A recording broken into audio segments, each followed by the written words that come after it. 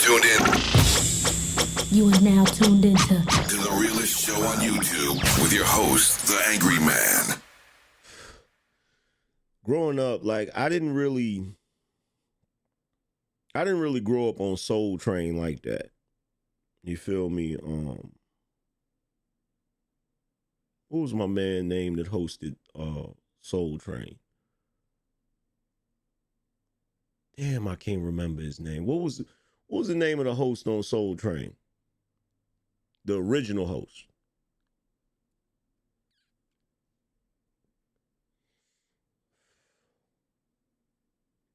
Don Cornelius. Thank you. I didn't really grow up on Soul Train like that. I watched it, but I didn't watch it like that. What I grew up on is I grew up on Video Soul. You feel me? Video Soul. Video Soul was my shit.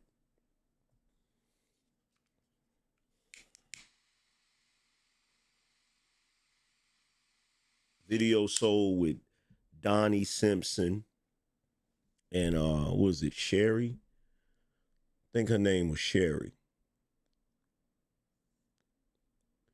You know, back when BET was actually Black Excellence, back when BET actually had pride. You feel me? And I'm telling you, if you ever get a chance, go to YouTube and type in Video Soul. Some people have taken entire episodes of Video Soul and uploaded it, even with the commercials. If you go and look at it, don't skip past the commercials. Look at the commercials, and you will see a drastic difference between black folk back then in entertainment and black folk now. You'll see a drastic difference. In fact, I did it one day while I was just watching old videos on BET, and I ain't even gonna lie, it depressed the shit out of me. It depressed the shit out of me because we've black folks have fallen so far. And it's really unfortunate because a lot of the opportunities we have today as black people that we didn't have before, we're not really taking full advantage of those opportunities. You understand? You go back to that era, you have black folks that were dignified, black folks that had class, black folks that were intelligent, well-spoken. They didn't act ghetto. They didn't act ratchet. A lot of those people would have been phenomenal in Congress. A lot of those people would have been phenomenal as mayors and governors and elected officials. But now, look at what we got going on now. Look at the black mayors that we got now. Look at the black Congress folk that we got now. They ain't worth a squirrel's fart. They ain't hitting on 2 damn cents. I don't care what nobody say. They a bunch of raggedy, trifling, no good individuals. Straight up and down. Ain't no ifs, ands, and buts about it. They ain't hitting on shit. You feel me?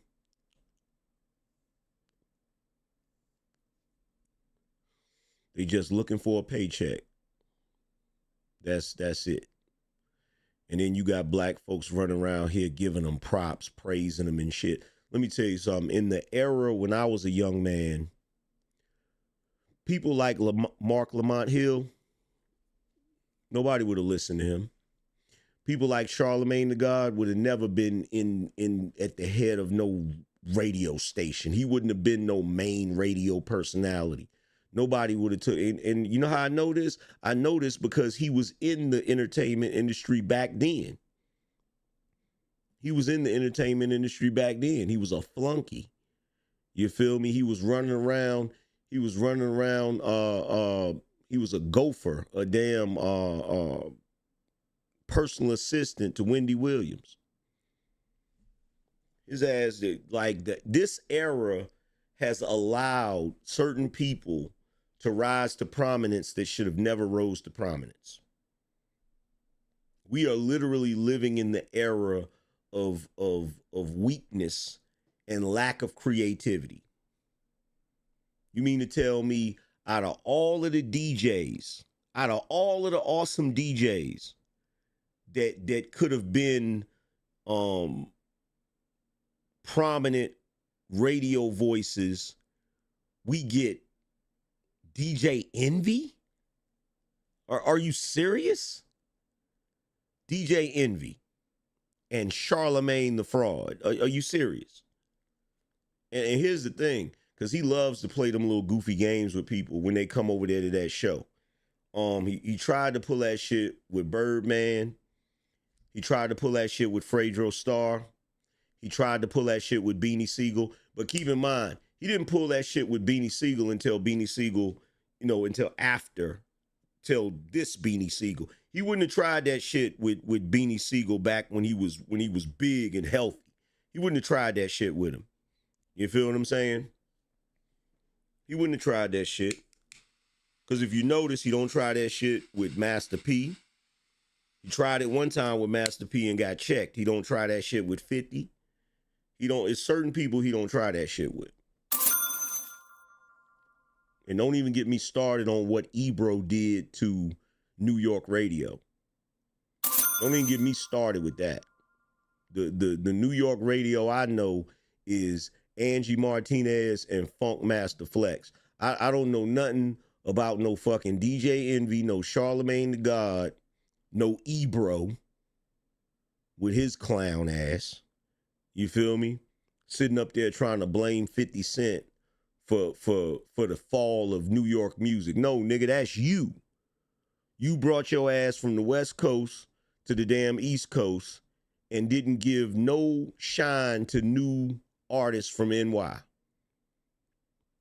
Started jocking the South, and that's what ended up happening. So a lot of artists in New York felt that they had to try to sound like they were from the South just to get radio play. And that was the beginning of the end of New York music, because everybody knows, regardless of what area you live in, every area has a specific sound. The Midwest has a specific sound. The East Coast has a specific sound. The South has a specific sound. And the West Coast has a specific sound. And what Ebro did to New York music is horrible. And I'll tell you something else, too. I don't know when they decided to stop separating rap and R&B. There's supposed to be R&B stations and rap stations. There's supposed to be R&B shows and rap shows. Those are supposed to be separate. Those are supposed to be separate. And now they're non-existent. And people be sitting there wondering why Drake is doing so well. You want to know why Drake is doing so well? Because he be tapping into R&B, which is barren right now.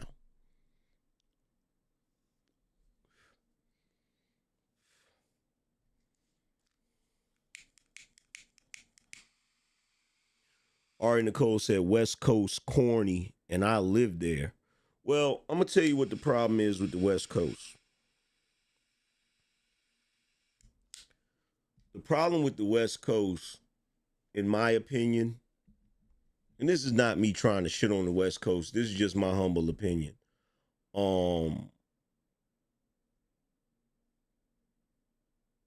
They refuse to innovate. You know what I'm saying? Like, they refuse to innovate. Like, they still stuck on the Chuck Taylors, the khaki suits, the drop top 6'4s, one of the reasons why we love Nip so much is because Nip was more innovative. You know what I'm saying? Nip was way more innovative. Like, Even Kendrick was more innovative at one point. You feel me? The Game too. The Game too. So like that's the only thing about the West Coast. The West Coast is kind of stuck in the past, man. They gotta innovate. You feel me? Shout out to Omar. Cause that's really what I wanted to do. Like when I was young, I just didn't know how to get into it. I wanted to be a radio host. I just didn't know how to get into it. I didn't know who to link up with. I didn't know how to break into radio. I had absolutely no idea. But luckily for me, you know, times change.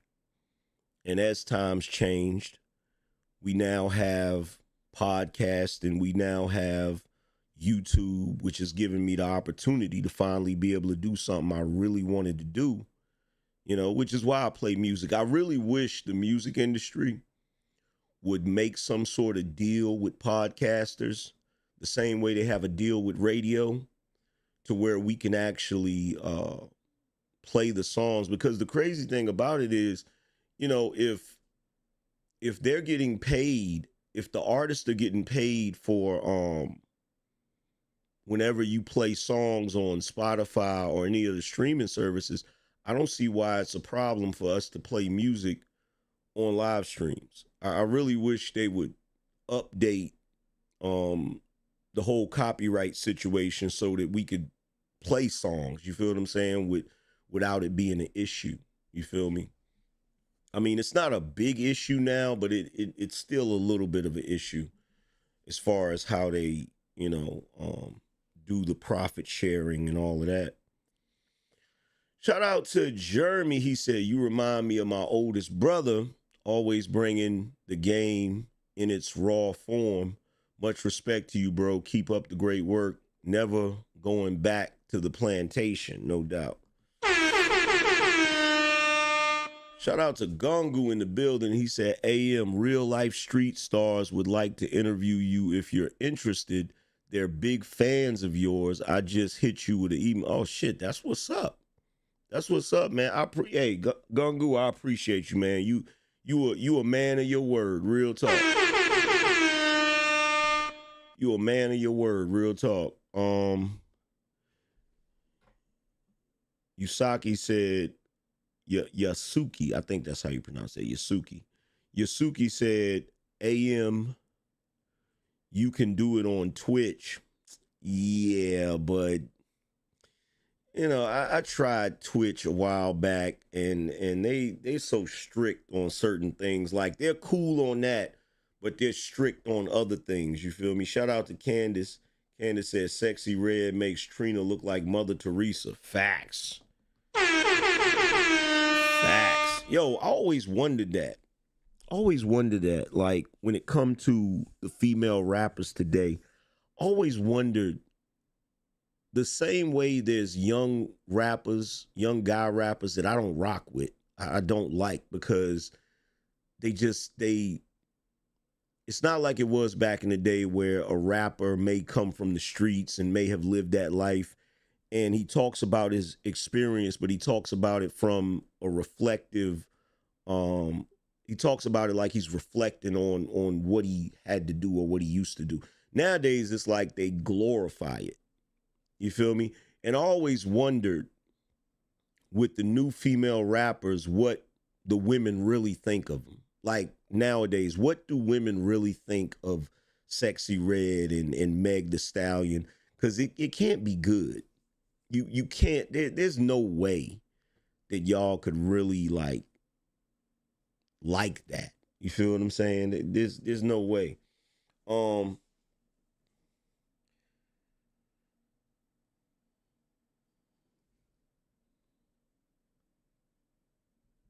Said, "Nah, Twitch is not even good." Yeah, and plus, you know, Twitch, they've been having some issues. But yeah, man, Gungu, shout out to you, bro. You a real one for doing that, man. I really appreciate it. And who knows, maybe that's the reason why I haven't been getting certain interviews, because I don't reach out. Maybe that's what it is. Maybe I'm just, over here stuck in my own little world. Yo, shout out to JLJ504HD. He said, "Bring the heat, sir." Appreciate you. Then again, look, I'm not one of these people I'm really not big in my head. Like I might sit over here and talk shit, but I'm really not big in my head. You feel what I'm saying? I feel like certain people don't know who I am. So I ain't even gonna lie. I feel like if I reach out to certain people, be like, "Yo, man, why y'all ain't never had me on the show?" And them niggas hit me back like, "Nigga, who is you?" I'm gonna be like, "Damn, bruh. You don't even know who I am? My bad. That's fucked up." But yo, we got a topic that I want to talk about today because I seen a video with our good friend Destiny. Oh yes. Our good little buddy Destiny. I don't think Destiny will ever have a conversation with me again. I don't think he'll ever have a conversation with me again. And I'm not even gonna lie. Like, I think I messed up the Destiny back and forth because I allowed other people, my boy Eric wanted to get at Destiny, so I brought Eric on, and I should have just had a one-on-one with Destiny. And quite frankly, I didn't want to go ham on him because I didn't want to be the typical super emotional Negro, you know what I'm saying? And have people try to use that against me. But looking at it in retrospect, I should have just went ham. I should have just went off. I should have just snapped completely out and just went all the way in on Destiny. Cause he be on some goofy shit, bruh. So he was on Jubilee. He was on Jubilee about 4 months ago, right? And he was having a back and forth with he had that 20v1 where, you sit there and they got the little timer and there's 20 people that want to debate you, kind of like speed debating, kind of like speed dating or whatever, right? But it's speed debating, right? And Andrew jumped up there and they had an interesting back and forth about Donald Trump. Now, I'm not going to show the video because if I remember correctly, Jubilee was on some BS back in the day, not too long ago, where they were hitting people with, I think, if I'm not mistaken, I can't remember, but I think they might have been hitting people with copyright strikes. I'm not sure. So I'm not going to show the video, but I'm going to play it. I want you guys to hear what they're saying because they're basically debating about Donald Trump allegedly being a tyrant. And, Destiny's position is that Donald Trump is a tyrant and, the same old leftist BS, right? And then, Andrew, of course, is questioning him about it, right? Now, even though Andrew really got at him, there's a couple of things that Andrew left out, and we're going to discuss that. You feel me? So let's listen to it. And then after we listen to it, I'm going to give you guys my breakdown. So let's play this joint. Y'all should be able to hear it. Like a pretty minor thing altogether. I think women's rights in general is a big thing. Okay, but not the right to an abortion.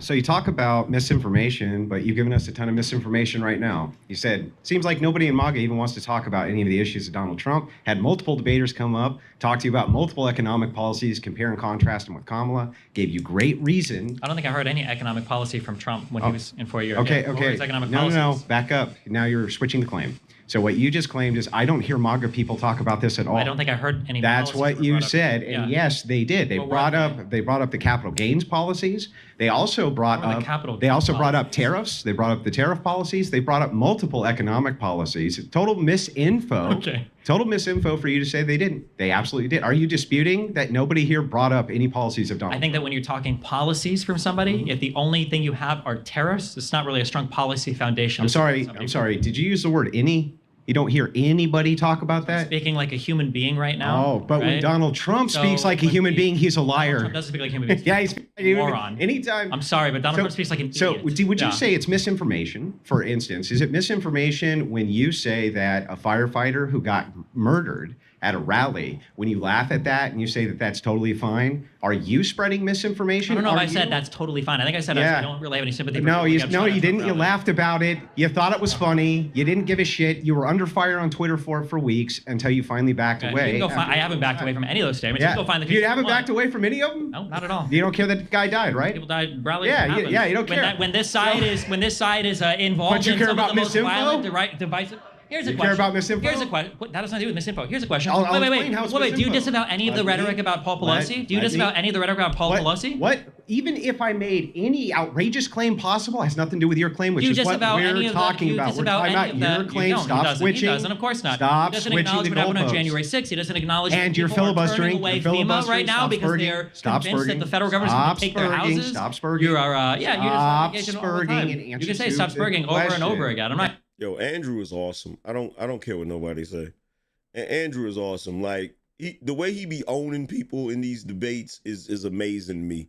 Is like it's a beautiful thing to watch.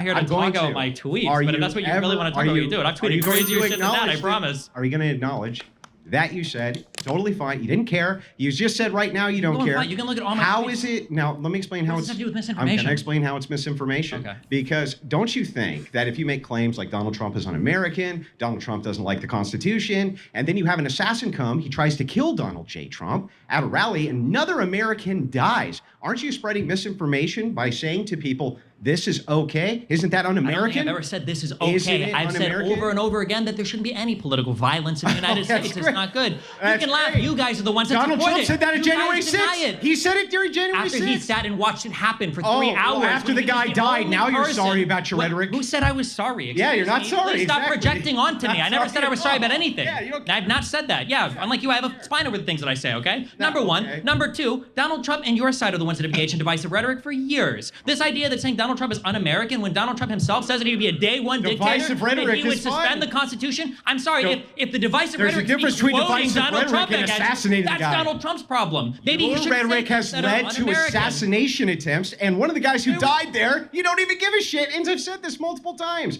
And at the same time, you're like, oh, I love America. What kind of bullshit is this, Destiny? Unbelievable. Yeah, it's when you guys start unbelievable. taking accountability for some of the crazy things that you say, comment. Now hold on, that was one exchange between them, but there was another one. Hold on. There was another one. Let's see. Where's the other exchange? It might have been early in the show.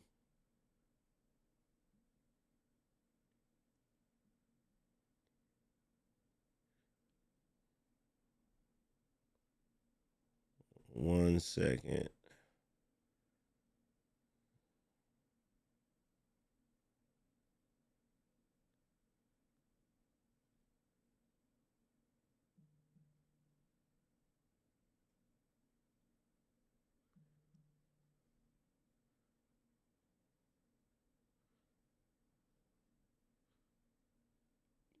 Damn, where the hell is the other one?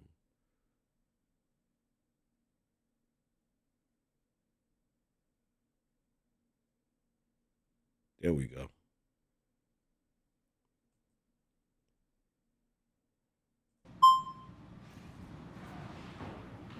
Hello, Andrew. Hello, Destiny. Destiny, can you define fascism? I would say the two big points for fascism would be ultranationalism and authoritarianism. Okay, what is authoritarianism? I would say that authoritarianism is trying to centralize as much power in like a structural sense into one part of the government, and then in a broader sense, it usually means undermining a bunch of liberal values that you would find like say in the. So then how is it that Now he's saying authoritarianism is trying to centralize most of the power in one part of the government. Now what Andrew is going to say, which I totally agree with, is There's no need for a president to do that because they already have a tremendous amount of power centralized in one part of the government, which is the executive branch. Every part of the government which accrues more and more power to itself every single year aren't a bunch of fascists. Because the government gaining power doesn't necessarily make it fascist. You could say there might be governmental overreach. I'm but still not even sure. What is fascist here, Destiny? What is fascist? I said, So Giovanni Gentili, we have definitions of what fascism is. Wait a minute. Wait a second. Big Wave said Destiny is a crackhead. Judge Mathis talked about it. Man, bro. Oh, my God. I would love to hear Judge Joe Brown's opinion on Destiny. Now, what you need to understand about Destiny, you understand? Destiny is obviously on some sort of substance. Now, I understand this because I've had to deal with this over the span of my career, dealing with junkies that come into my courtroom. I would tell those junkies that's a crackhead move right there. These junkies come in, and whenever they're talking, you see the way their mouth moves around as if their jaw is unhinged. And I always was able to recognize a junkie whenever I saw one. We have third partyists who are out there right now who are fascist. They claim Trump is a populist. Can you tell me why they're wrong and why you're right that he's a fascist? Well, I would have to know their exact reasons for why they reject Trump being a fascist, but I would say that Trump is a fascist because I think he's an ultra-nationalist and an authoritarian. These are your claims. I'm not right? claiming anything that those people said. I've given you my definition for fascist. I gave the two parts. I can explain them what people want. So let's start with ultra-authoritarian. Why I said ultra-nationalist and authoritarian. What is ultra-nationalism? So I think ultra-nationalism is when you engage in a hardcore protectionist ideology that usually involves shutting yourself out from the rest of the world. That could be in forms of international affairs like military conflicts, and it could be in the forms of ultra-protectionist in terms of trade and shutting down things like immigration in order to protect your own native peoples. So what's the difference between patriotism and ultranationalism? That's what I would have asked Destiny. So what is the difference between patriotism and what you're calling ultranationalism?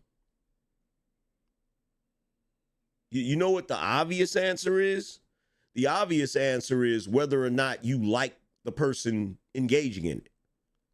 I would imagine that if you like the person that's engaging in it, in other words, if you approve of the president, then it's going to be considered patriotism. If you disapprove of the president, it's going to be ultra-nationalism and authoritarianism. Oftentimes there's a heavily racialized element, but it might not have to be. Okay, well, Donald Trump, you're not saying has a heavy racialized element, are you? I'm ambivalent. I don't really care that much. I think that he qualifies or satisfies the term without that. But okay, so let's dive into this real quick. If you have a president who doesn't want to get involved. Now, right there at that moment, because look, here's the thing about Destiny. He's not stupid. I'll give him that. He's not dumb, okay? He's not dumb. And if you make the mistake of thinking that he's dumb and you debate him, you know, he will get his little points off, right? In fact, I think Destiny is smart enough to know that he's full of shit. He just likes to he likes to troll people under the guise of he really believes in the shit he's saying, right? But right there proves that he does have some intelligence, because when Andrew tried to bait him into a conversation about whether or not Trump was racist, he said, well, I don't really care about that. Now, if he was having that discussion with anybody else, he would have been like, oh, yeah, he's definitely racist. But Destiny knows Andrew ain't no slouch when it comes to debating, so he didn't take the bait on that one.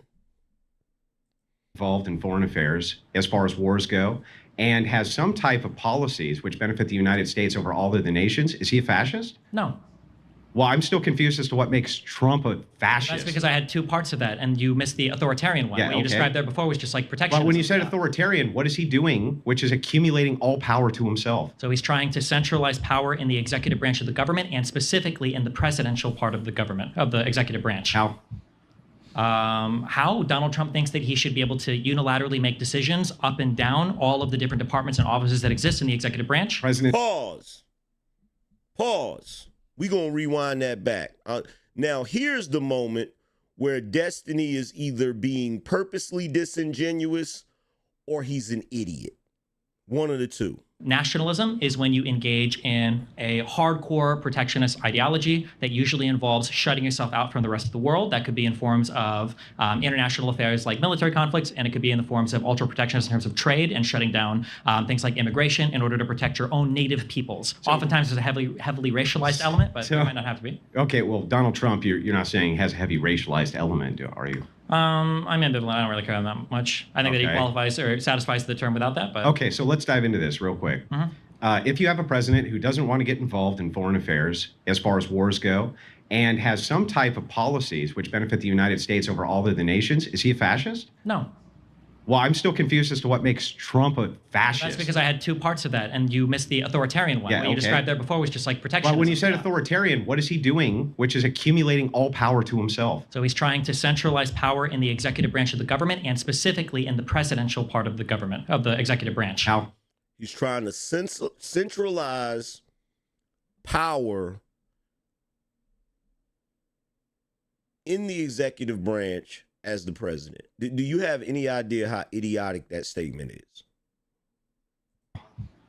How Donald Trump thinks that he should be able to unilaterally make decisions up and down all of the different departments and offices that exist in the executive branch.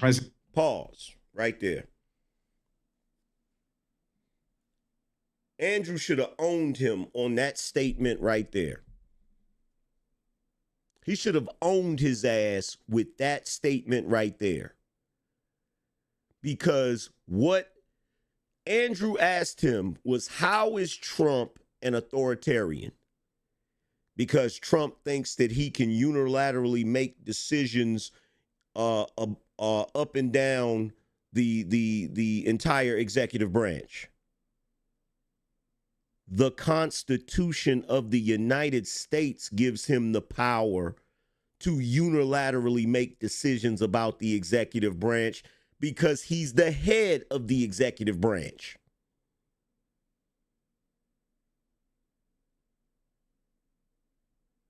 A freaking high schooler in civics class should understand that. This is what I mean when I'm talking about special rules for Donald Trump, that they don't apply to anybody else. They are literally acting as if Donald Trump, even though he is the head of the executive branch, he does not have any right to exercise his powers given to him by the Constitution to oversee and decide what goes on in the executive branch. It is the dumbest shit I have ever seen in my life. The fact that he would even say this out of his mouth. There before was just like protection. But when you said authoritarian, what is he doing, which is accumulating all power to himself? So he's trying to centralize power in the executive branch of the government, and specifically in the presidential part of the government, of the executive branch. How? The presidential part of the government is the executive branch. What is he talking about? The presidential part of the government is the executive branch. Why would he need to centralize all of his power into the executive branch, especially the presidential part of the executive branch, when he already has that power?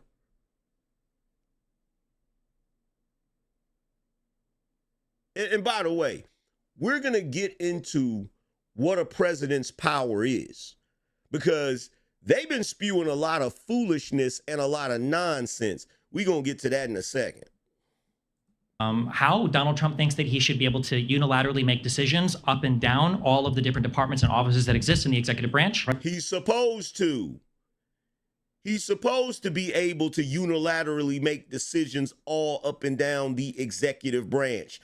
He's the head of the executive branch. He's literally the boss of the executive branch.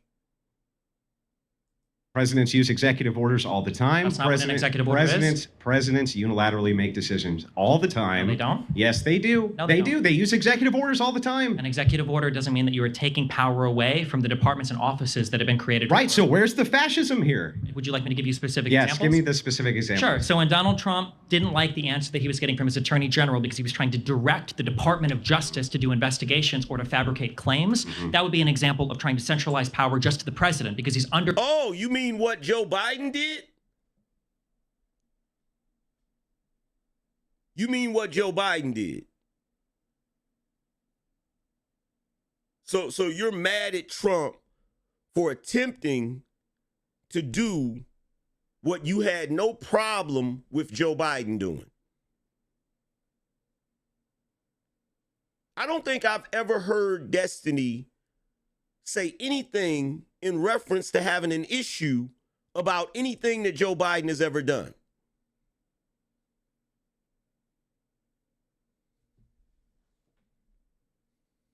Undermining his own department that's been created for him, that's supposed to have some level of independence, that's tasked with doing investigations. Let me ask you a question. Is the President of the United States the Commander-in-Chief of the Armed Forces of the United States? I believe so. You believe so? Unless something's changed. Do they recently, have yeah. do they have control of the entire military apparatus, essentially, as the As Commander-in-Chief? the commander-in-chief, yes. Yeah. Is that fascist? No. So they have basically almost unilateral control by your own metrics of the most mighty military on planet Earth. That's not accumulating enough power, centralized control to one person. It's the fact that he tried to slay some fucking electors. Really? So the president being the commander-in-chief is specifically laid out in the Constitution. That's an authority granted to him. I don't know what's fascist about that. Well, because you Nothing said is it's ultra power. It's this idea of I having, didn't say of anything having about central the power. military. If you have the central power, I didn't ever bring that up for him. But if you have the central power Yeah. of the most mighty military on planet Earth and the codes to the largest nuclear armament on planet Earth, you already have all of the central power, bro. Now, that is a good point that Andrew is making. Why would a president need to try to centralize power when he already has command of the military and he literally has the codes to the nuclear weapons? Right? Now, even though that's a good point, I feel like there were other points that Andrew could have really nailed, pause. He could have really nailed Destiny on, pause. But he didn't really, I don't know, maybe it's because they were on a time constraint, but he didn't really get at him the way I think he should have, especially when he said that statement about the executive branch, as if the president doesn't have the power to make decisions about the executive branch. Really? Yeah. How do the nuclear codes help you Yeah. direct your Department of Justice? Okay, I'm sorry.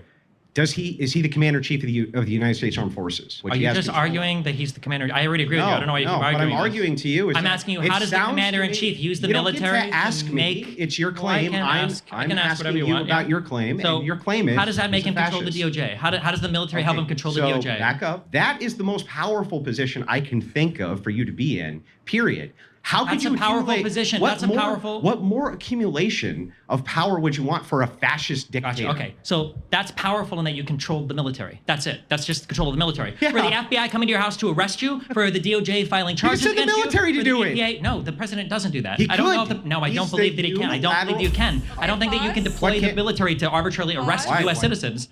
You've been voted out by the. Okay, so, and by the way, when they raised their flags and voted for them to stop, as they were stopping, look at look at Andrew's face. I can tell you what he's thinking right there. He's thinking, yeah, they just saved your ass. They just saved your ass. Now, this brings me to an interesting point of view. Now, some of you might agree with me on this. Some of you might disagree with me on this. But you have all of these lefties, all of these Democrats, all of these progressives complaining about everything that Trump is doing, right? Andrew Schultz and Charlemagne the God had a back and forth. And Charlemagne said that, Trump don't got the right to do this and do that as it pertains to the executive branch.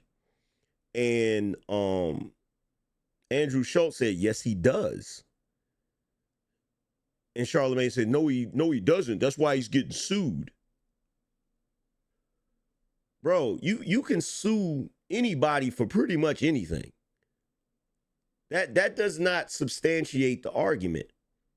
Now, the argument that the Democrats are making right now as it pertains to Trump, which is absolutely ridiculous, is that, well, Trump doesn't have the power to do this, and Trump doesn't have the power to do that, and Trump, right? All of the discussions is about what he can and can't do, right? So here's my question. How much power does a president really have? How much power does a president really have? Is the president the head of the government? Is the president the head of the government?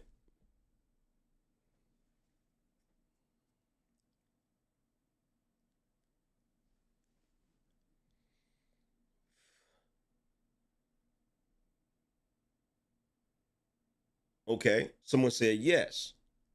Does the president outrank everybody else in the government? Does the president outrank everyone else in the government?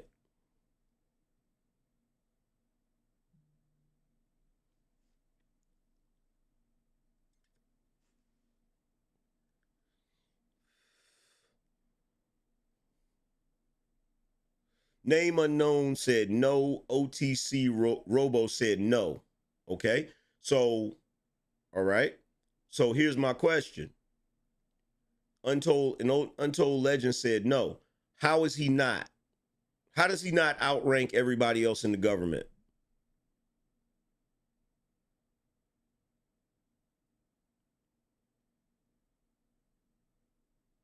How does he not outrank everybody in the government? That's a legit question. I want to know the answer to that.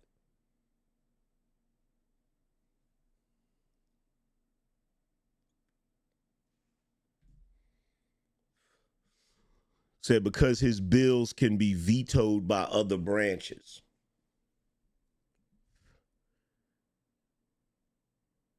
You're saying that wait, what? Okay, well, number one, the president doesn't make bills. Congress does that. And if I remember correctly, the president is the one that can veto. So again, let's go back to my original question. How does he not outrank everyone else in the government?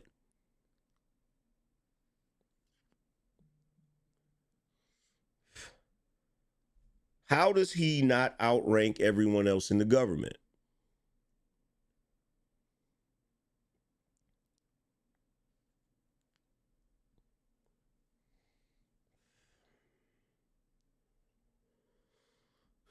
Said the president can propose bills. Yeah, you can propose them, but it has to go through Congress.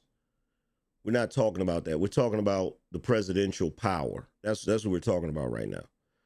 And the presidential rank. How does he not outrank everybody in the government?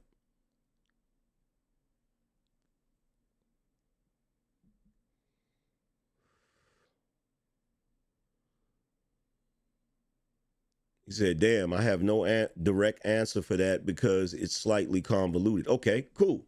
Fair enough. We just working it out. So answer this question for me. For everybody that disagrees that the president does not outrank everybody in the government, why do they call his office the highest office in the land? Why do they call his office the highest office in the land?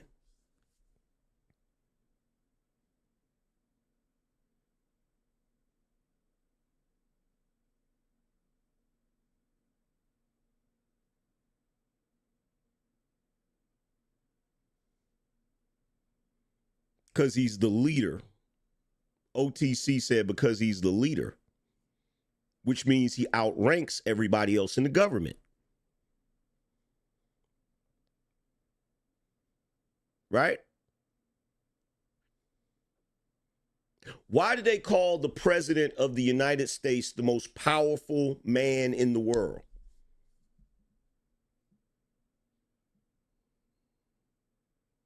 Is Congressman Al Green the most powerful man in the world? Is Speaker Mike Johnson the most powerful man in the world? Is Chuck Schumer the most powerful man in the world? Why do they call the president the leader of the free world, the most powerful man in the world, if he does not outrank everybody in our government?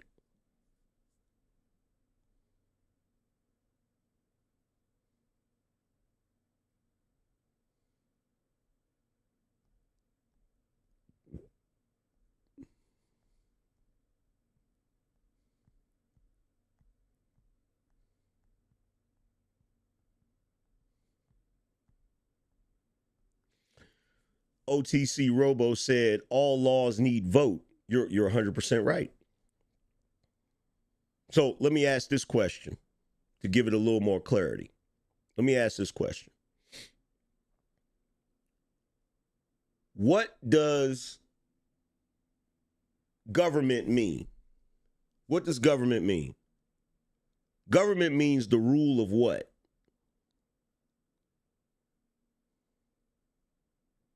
Government means the rule of what?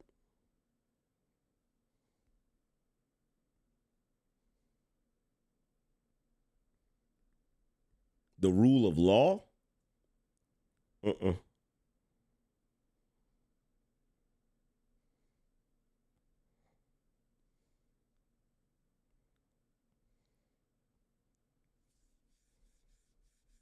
Said law, mind, people, pop. There we go. Shout out to KL. KL has the right answer. Government means the rule of the people. What is the one office in our entire government that is decided by all of the people in all of the states? What is the one office in our government where everyone gets to decide who's going to be that president? I mean, who's going to be in that office?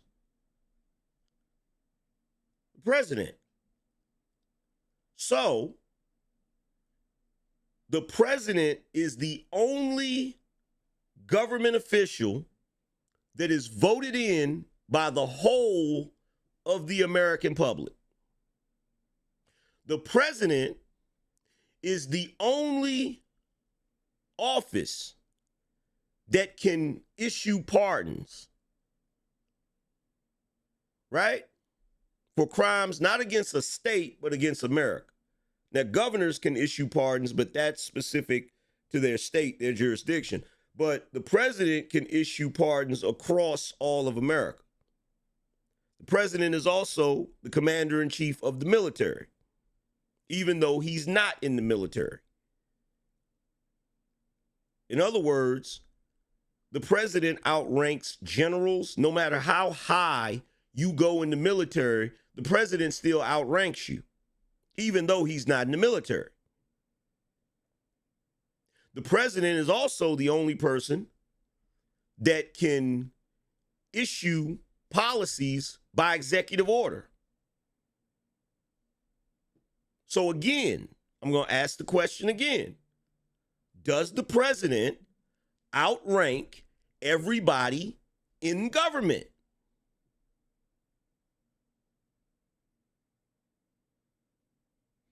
OTC Robo said that's not true. What's not true? What's not true? What's not true?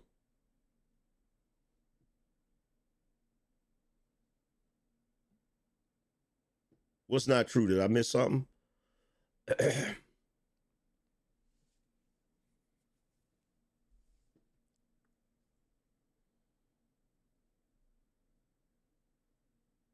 What's not true?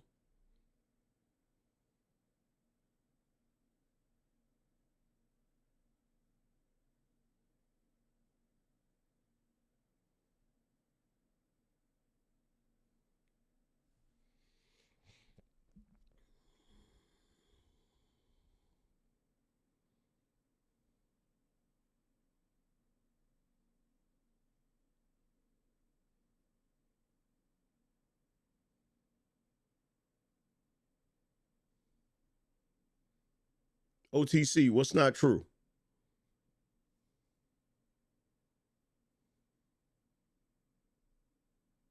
The military is under fire right now in court for concealing advanced technology, bro. What? What does that have to do with what I'm talking? Anyway, let's get back to the main topic. I don't know what OTC is on right now.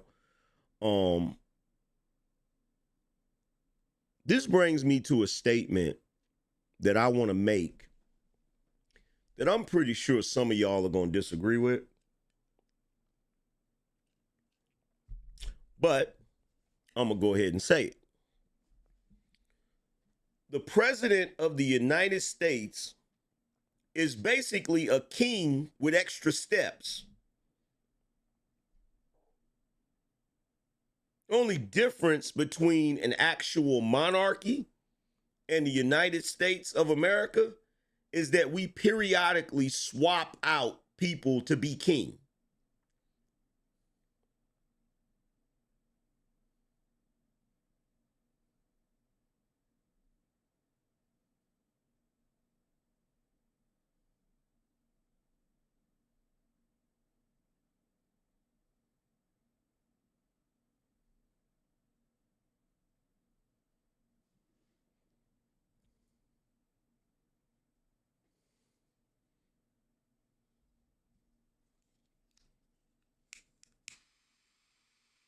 Does anybody disagree with that?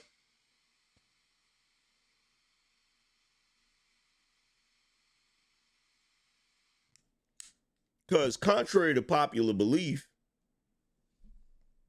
historically, kings couldn't just do what they wanted to do.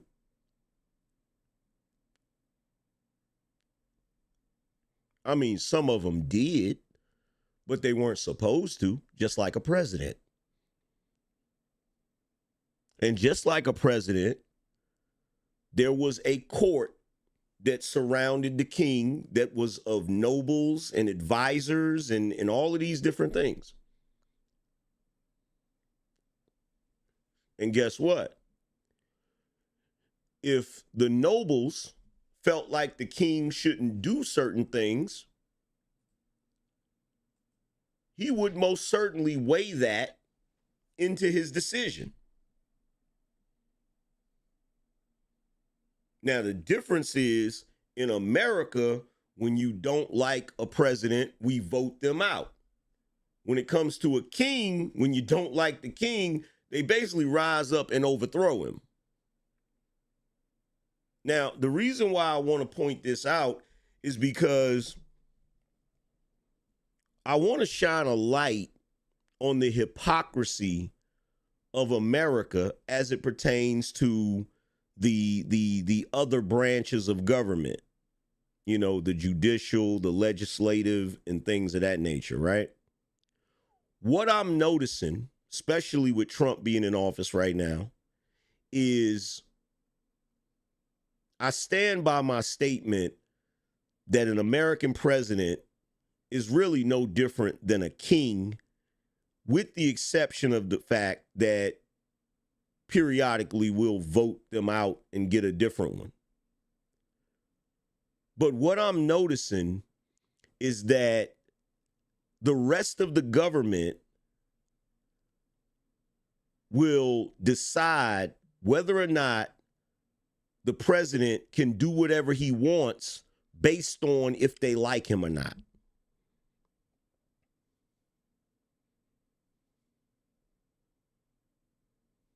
So if the overall government decide, okay, we like this president, he's going to do whatever the hell he wants, whenever he wants, however he wants, like a king.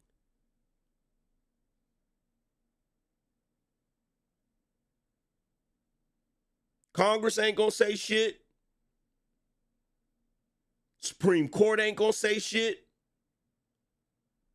Judges, governors, mayors ain't gonna say shit. It is only when we have a president or king in power that they don't like that all of a sudden they want to act like he doesn't have a certain amount of power. Correct me if I'm wrong.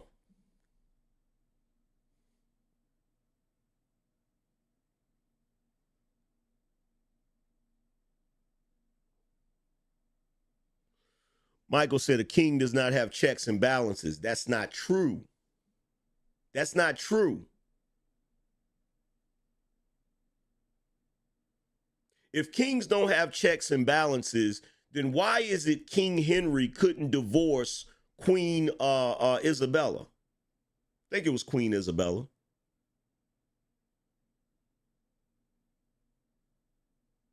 Why wasn't King Henry allowed to divorce her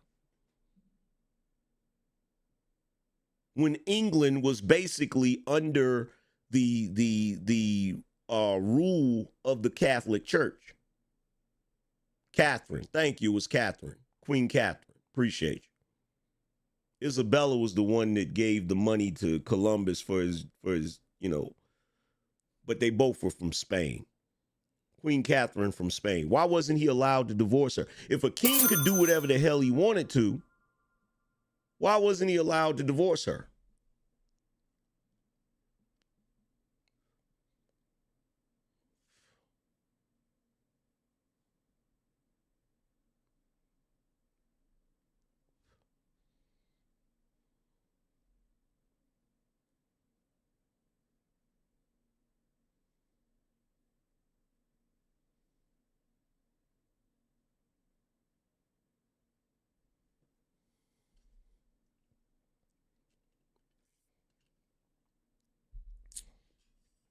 Tootie Bug said, I'm a King Henry VIII buff.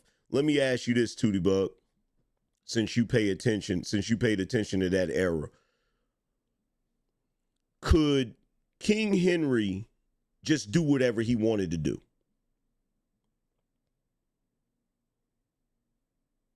Could he just do whatever he wanted to do?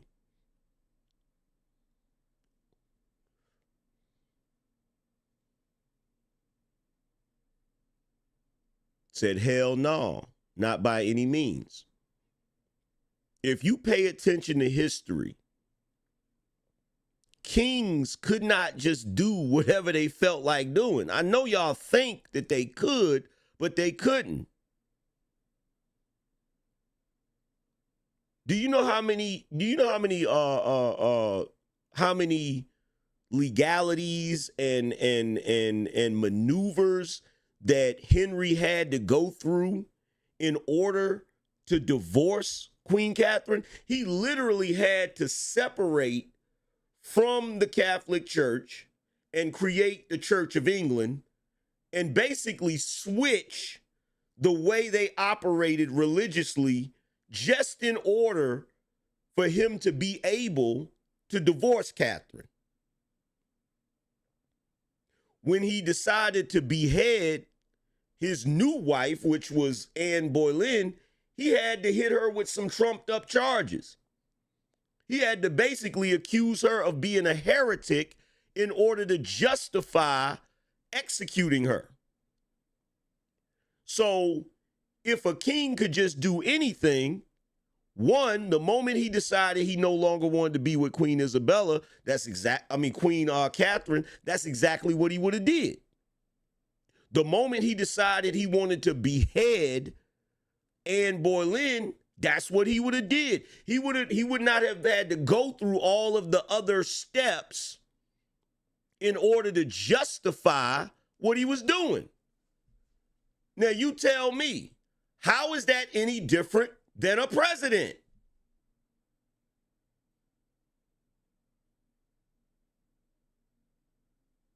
Because even though a king can be a tyrant and can be a dictator, not all kings were tyrants and dictators. The same way a president can be a tyrant and a dictator, but not all presidents are tyrants and dictators. Let me ask you this question. Who the hell stopped George W. from doing what he felt like doing? Who the hell stopped George Bush Sr. from doing whatever the hell he felt like doing?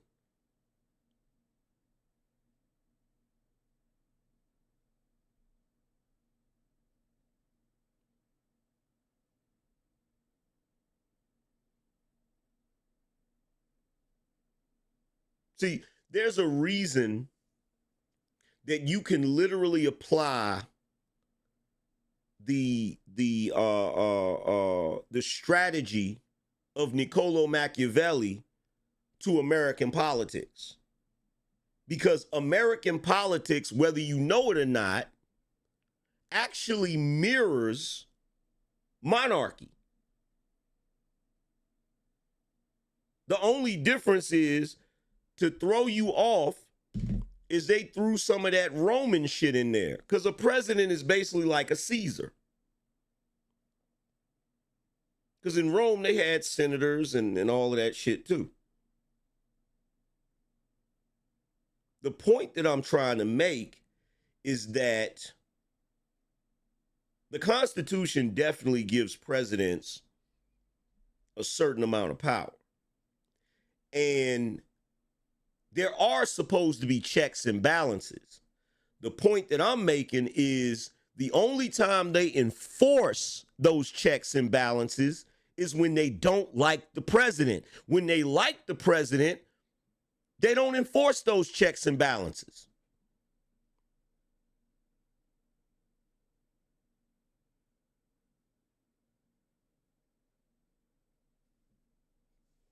Correct me if I'm wrong.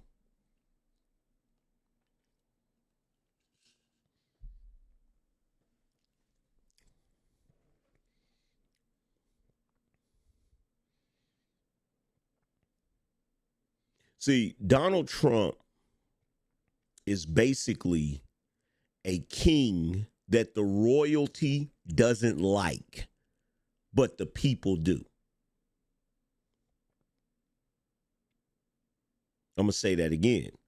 Donald Trump is basically a king that the royalty doesn't like, but the people do. Joe Biden was a king that the royalty liked and the people didn't. And this is why Joe Biden was able to do things that he shouldn't have been able to do, like open up the border, pull the troops out of Afghanistan and lose billions of dollars worth of military grade equipment.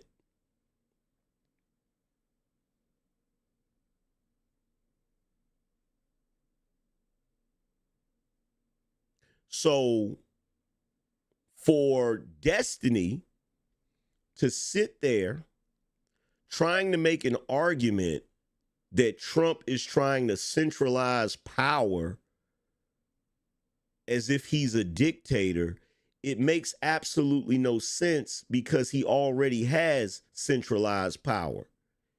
He's just in a position to where the rest of the government or one portion of the government is doing their best not to allow him to exert his centralized power.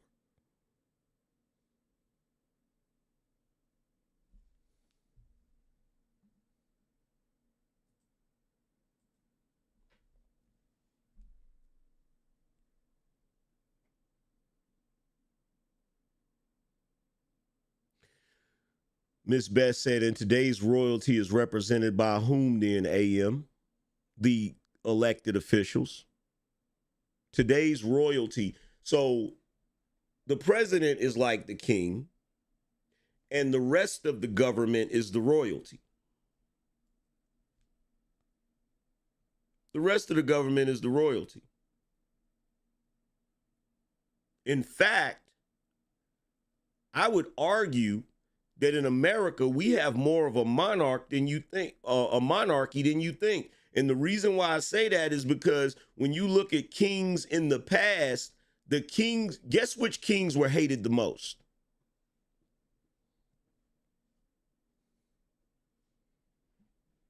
Guess which kings were hated the most? Press 1 if you want to know which kings were hated the most historically.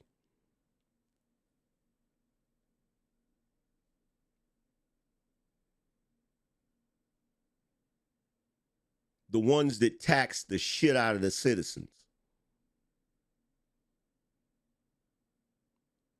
In the past, you would have kings that would tax the hell out of the citizens. The only people that had any money and any wealth was the king and the royal court. In America, the average citizen is having the shit taxed out of them, and the only people that really have the wealth is the government.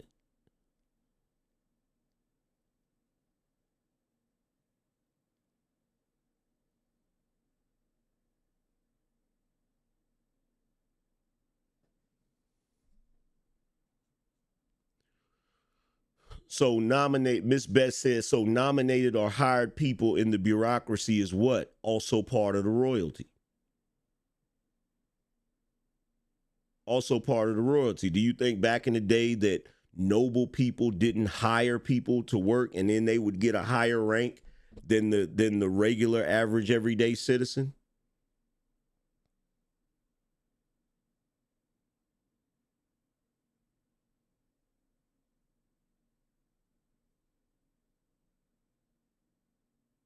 Now, back in the day, they would tax the people so much that they would mostly live in poverty or could barely get by. Is that not modern day America?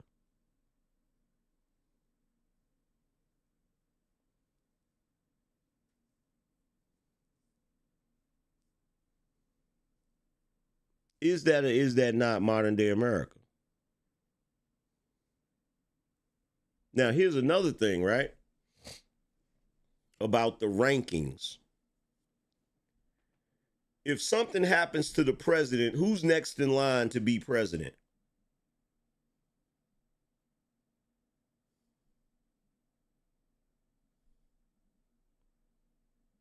If something happens to the president, who's next in line to be president?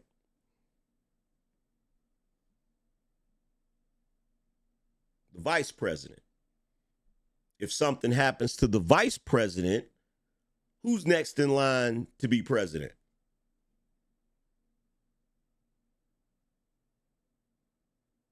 So if the president and the vice president, something happened to them, who's next in line? Speaker of the House. And it keeps going down the line. So if the president is not the highest ranking official, then why is it when something happens to him, you have to go down the succession? You have to literally go down the ranking.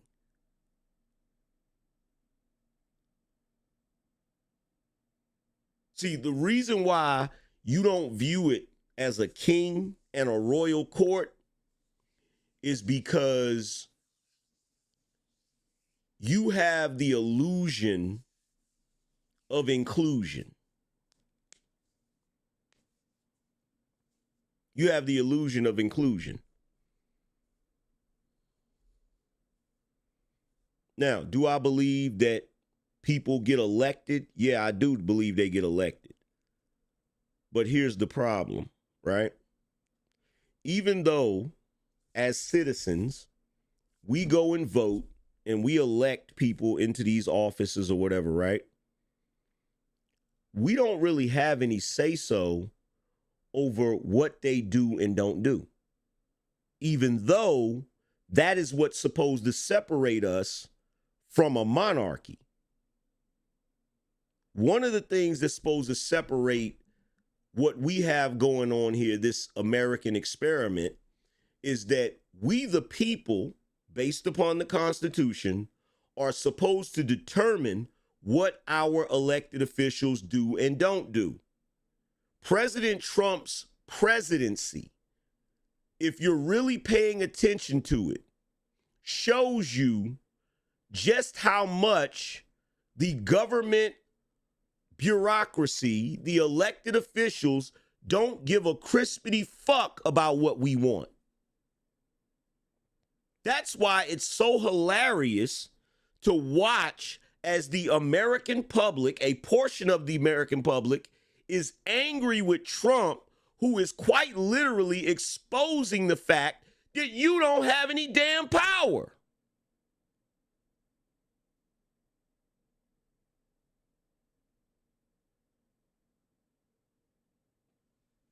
Correct me if I'm wrong.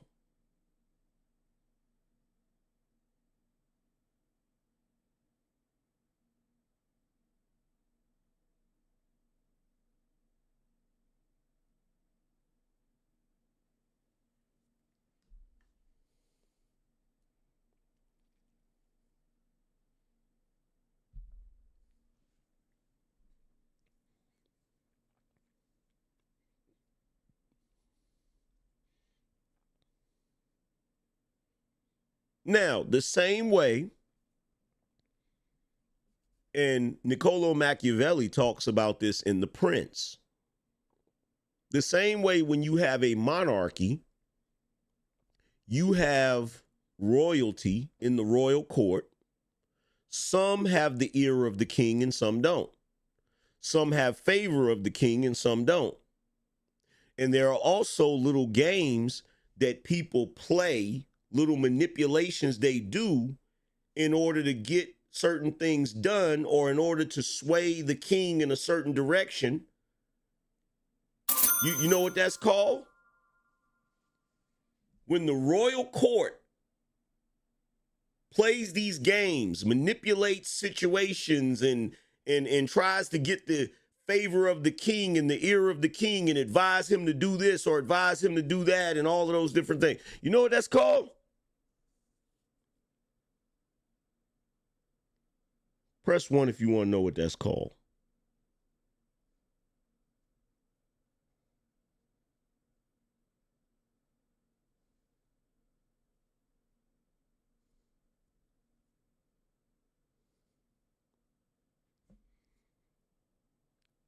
It's called politics.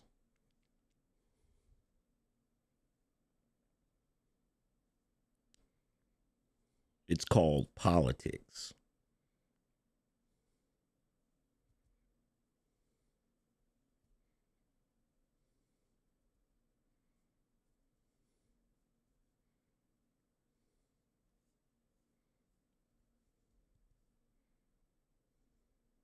It's called politics. Now, here's the other thing. Here's the other thing, right? And this is the most important thing. This is the most important thing. And I need y'all to really pay attention to this. Donald Trump hasn't done a single thing since he got into office that is not within his power to do per the Constitution.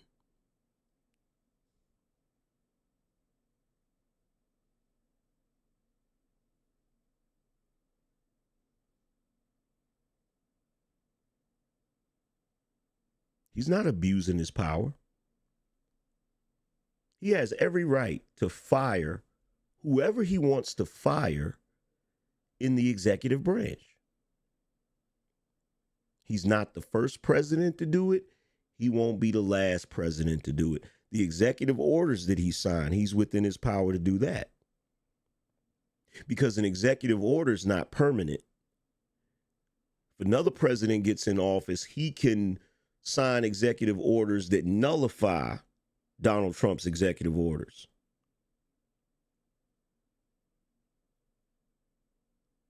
So him being able to sign executive orders, that's not a big issue. That's not a big issue. There's literally nothing he has done since he's gotten into office that is outside of his presidential powers. The only reason why they have a problem with it is because he is basically a king that is dismantling a corrupt royal court. A corrupt royal court that is used to having its own king in there that serves their purposes, lines their pockets, and makes sure that every agenda that they want gets done.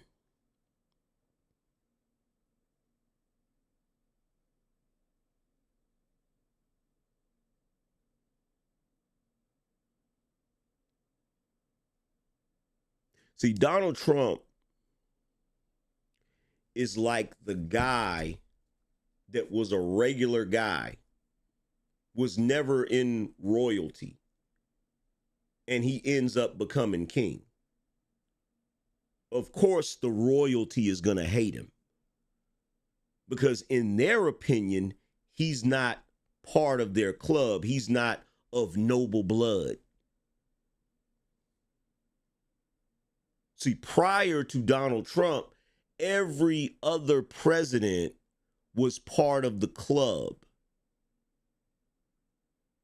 with the exception of two others, Abraham Lincoln and John F. Kennedy Jr.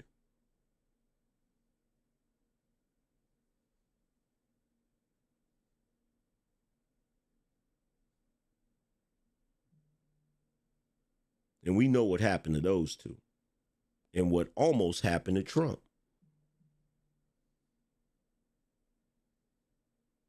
See, the problem with our government right now is that they are not living by the Constitution. They truly believe in their minds that they are royalty.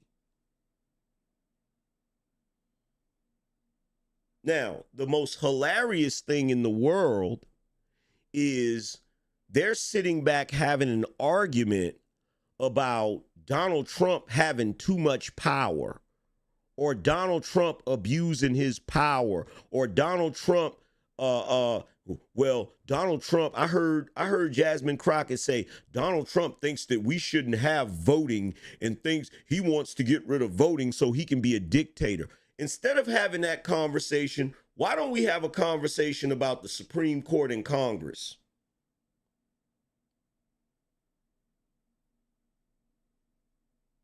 Because if you want to have an argument about dictators, could you please explain to me why you have some people in Congress that have been in Congress since the fucking Jim Crow era? You explain to me why a Supreme Court justice is a lifelong appointment.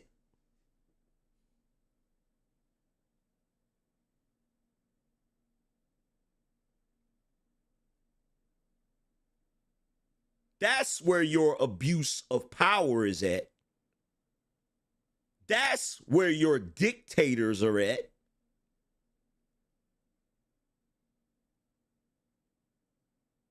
See, the craziest thing about it is the swamp would never have accumulated if you actually had some damn term limits.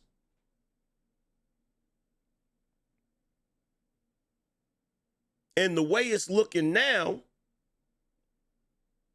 there's a whole lot of Machiavellian shit going on because it's starting to look like Amy Coney Barrett was a plant. It's starting to look like Amy Coney Barrett is not the conservative that she was pretending to be.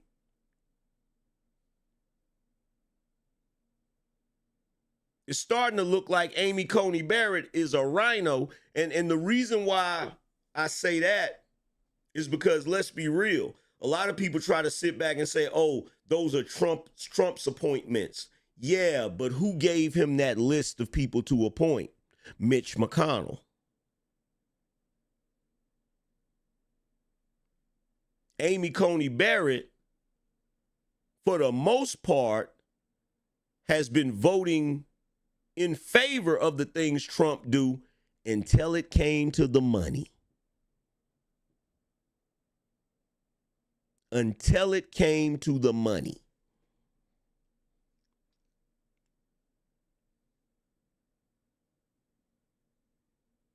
I'm sorry. Y'all have to excuse me, but the reason why I view politics the way I view politics is because I've read the 48 Laws of Power. I've read The Prince by Niccolo Machiavelli. I've studied historical monarchies and all of these different types of government that we've had in the past. And you can sit there and watch what they're doing today. You can watch what they're doing today, and bruh,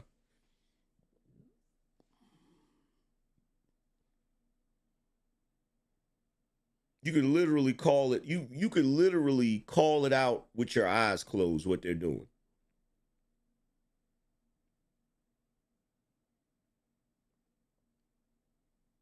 And if you're wondering why you have people like Charlemagne the God and all of these celebrities and podcasters and people that are, pretending like Trump is so bad and, they're so against Elon Musk auditing these bureaucracies and all of that, there's a very simple answer why they're operating like that, because they want to be part of the royalty.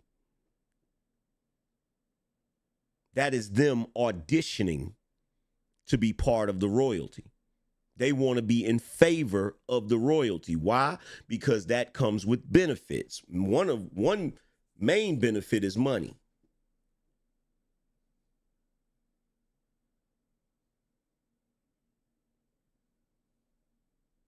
Andrew Schultz said to Charlemagne, you should want them to audit and have transparency, Charlemagne, because you pay more taxes than anybody in this room. Charlemagne don't care about that. He cares about being in favor of the Democratic Party, so the Democratic Party will look out for him when the time comes.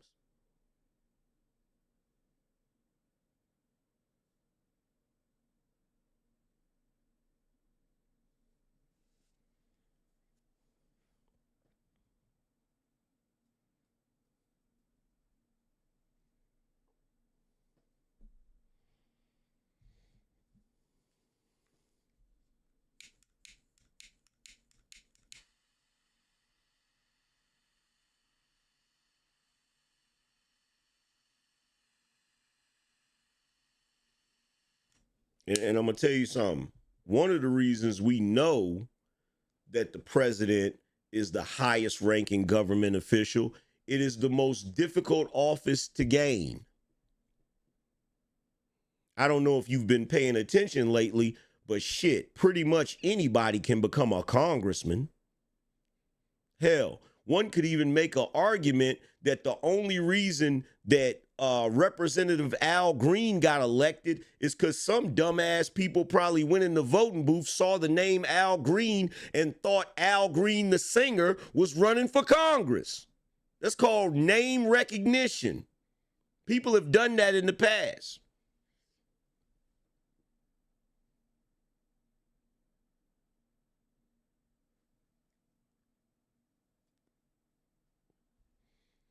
Where they'll run for public office and they'll use a name that was popular before. Y'all ever seen The Distinguished Gentleman with Eddie Murphy?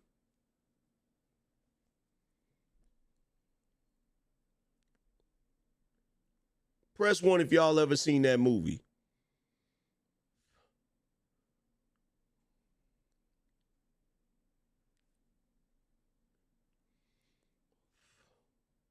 I don't know if y'all remember, but when Bill Clinton first ran for office, they wasn't just calling him Bill Clinton. When he first ran for office, you know how they was calling him out? I want to see if y'all remember this. When Bill Clinton first ran for office, were they just referring to him as Bill Clinton?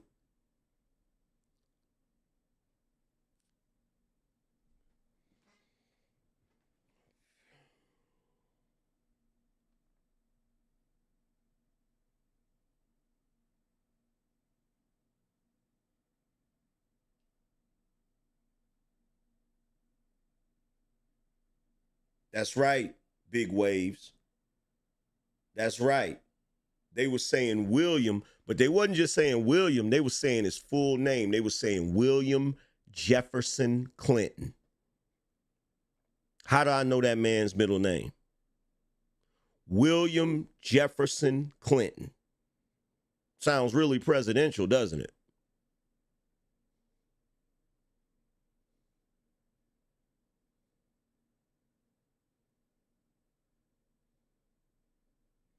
Yeah, they called him Bubba too, but I'm talking about officially. Right? They do the same thing with Barack Obama, but in the opposite way. The people that don't like Barack Obama, do you notice they always say his full name? They'll say Barack Hussein Obama. You know why they say Barack Hussein Obama?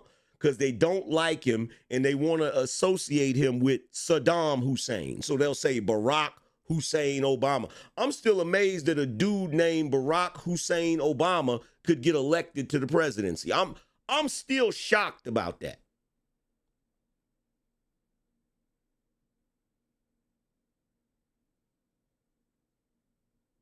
Barack Hussein Obama.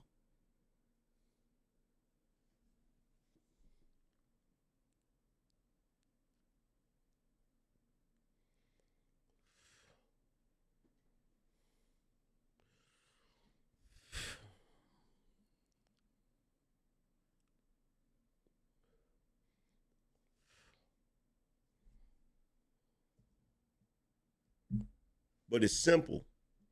Trump is not part of the club. He's not part of the royalty. He's not part of the royalty.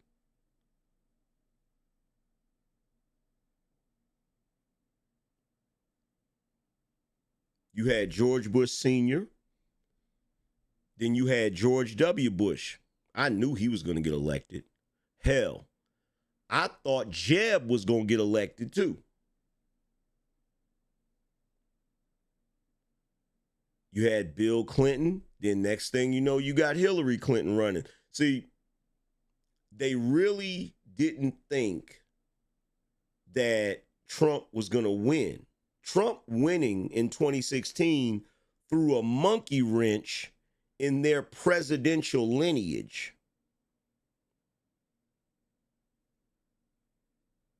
Because y'all might not know this about Barack Obama, but he's related to George Bush. Y'all know that, right?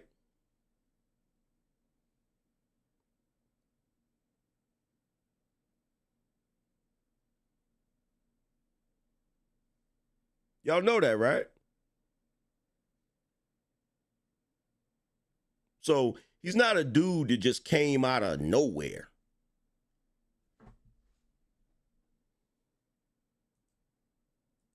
He's not a dude that just came out of nowhere.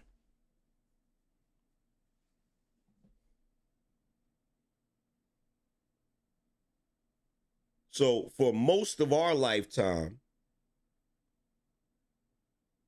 we've either been under the Bushes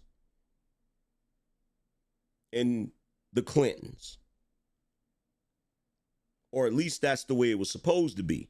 Now, if you had George Bush, Bill Clinton, George Bush Jr., Barack Obama, and then if you got Hillary Clinton, that's the same group. That's the same group. Trump being elected threw that shit off. And they certainly did not want Trump to get 8 years. So that was cut off in the middle by Joe Biden, which falls under what? Obama, which falls under what? Bush.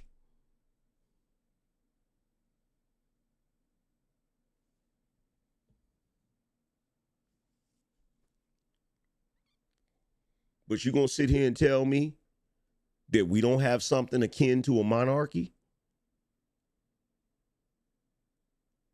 Better yet, let's do this. Let's do this for all For all of you individuals that disagree with me about a president being a king, let me ask you this. Can a king be prosecuted?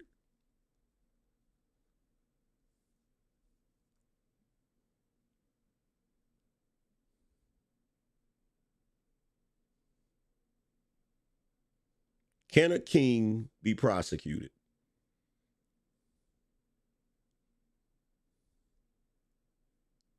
Have we prosecuted any presidents?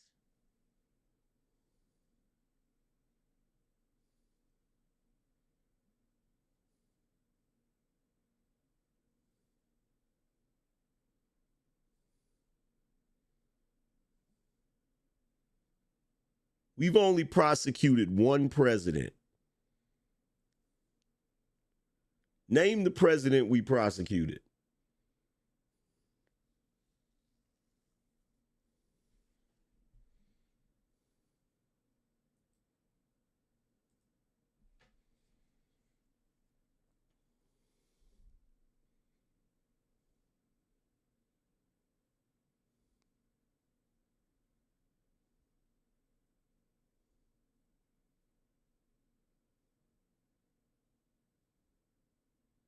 Nixon got pardoned. In fact, Nixon was the first Nixon didn't get prosecuted. He got impeached. Nixon didn't get prosecuted.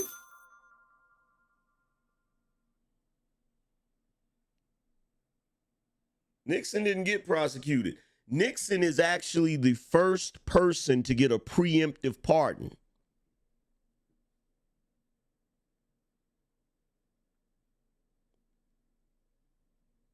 So no, Nixon was not prosecuted.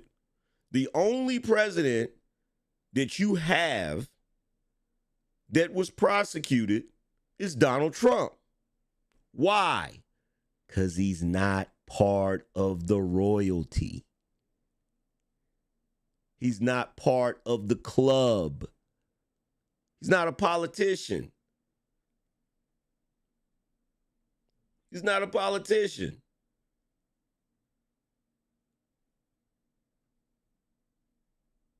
He's not a politician. He's a man of the people. Most politicians are not of the people. They're not. In other words, most politicians do not have a desire to work for the people.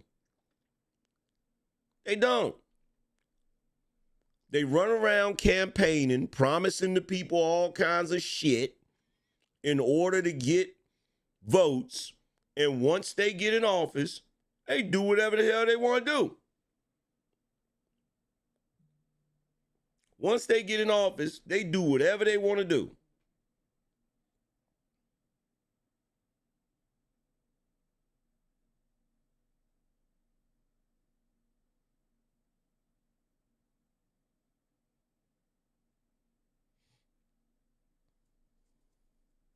In fact, watch this. You notice that they don't like Elon and they don't like Trump, right?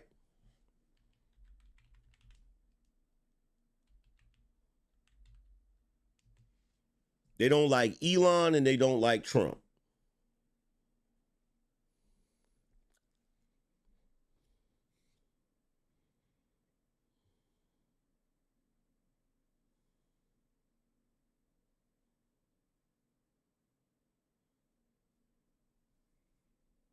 You know the reason why they don't like Trump and Elon, aside from the fact that they're not politicians.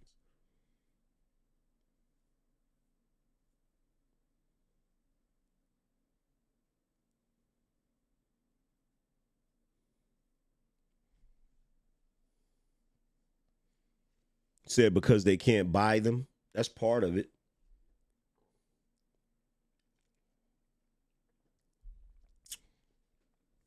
The reason why they don't like Trump and they don't like Elon is because one, they're not politicians, and two, the politicians consider them robber barons. How many of you know what a robber baron is?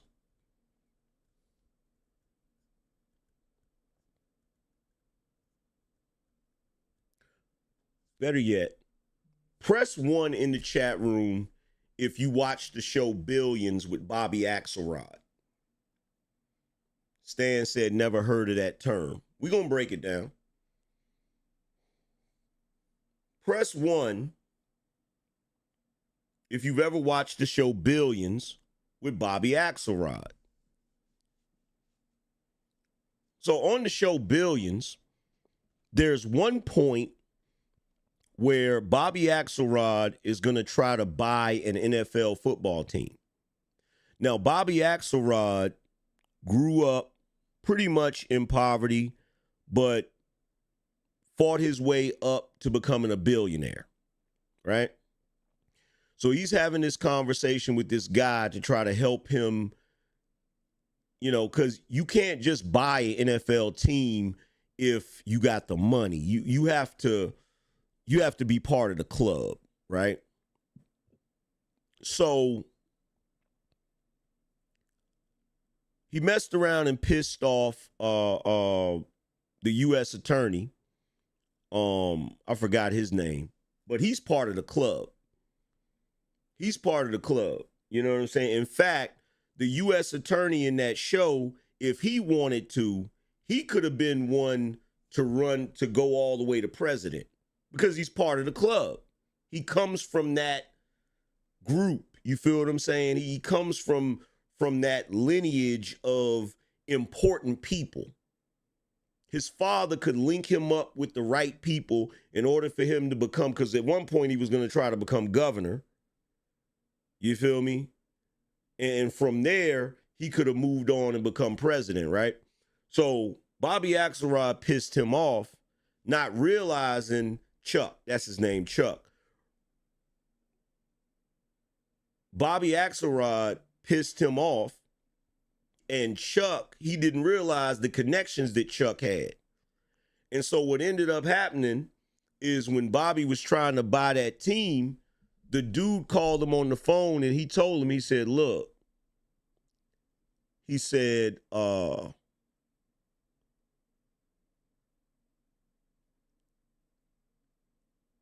NFL teams is how we knight people in America. You're just a robber baron. So right now, whether you realize it or not, the Democrats are trying to paint Trump and Elon Musk as robber barons. A robber baron is a term used frequently in the 19th century during America's Gilded Age to describe successful industrialists whose business practices were often considered ruthless and unethical. This is what they're trying to do. They're trying to make Trump and Elon look like they're robber barons. This is why they keep saying, oh, they're stealing. Oh, they're greedy. What do they say about Trump? He's just trying to enrich his billionaire buddies. Have you ever noticed that even though the Democrats that are in government are worth millions of dollars, they still talk about rich people that aren't in government as if they themselves are not rich as well? You haven't noticed this?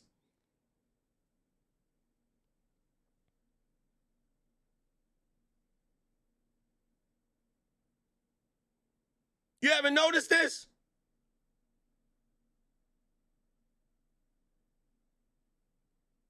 The Democrats are constantly complaining about rich people, and they're rich. So what in their mind separates Elon Musk and Donald Trump from them? They're not part of the club.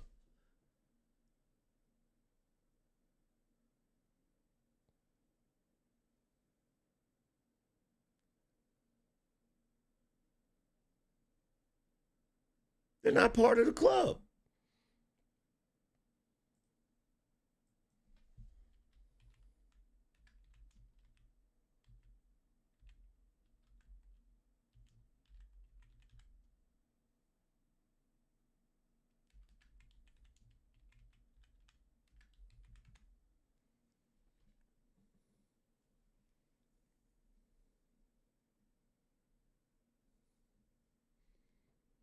I wish I could find that scene where the guy tells Bobby Axelrod that he's a robber baron.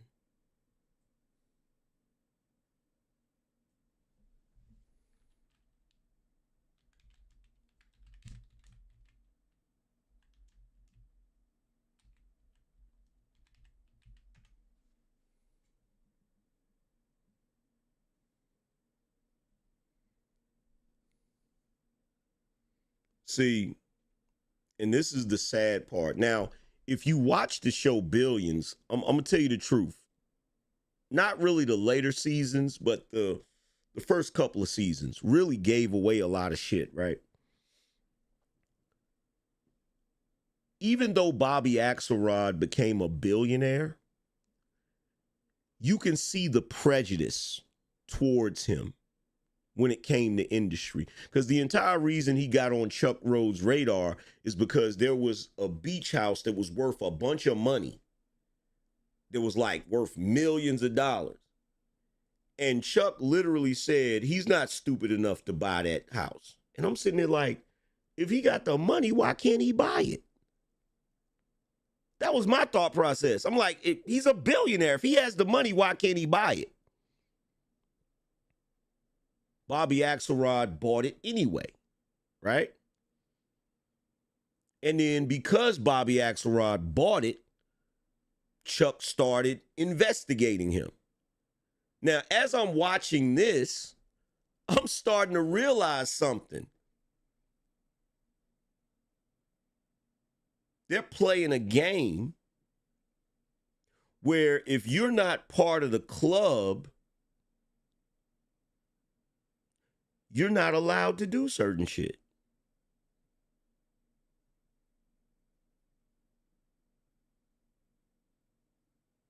That's not the way America is supposed to be.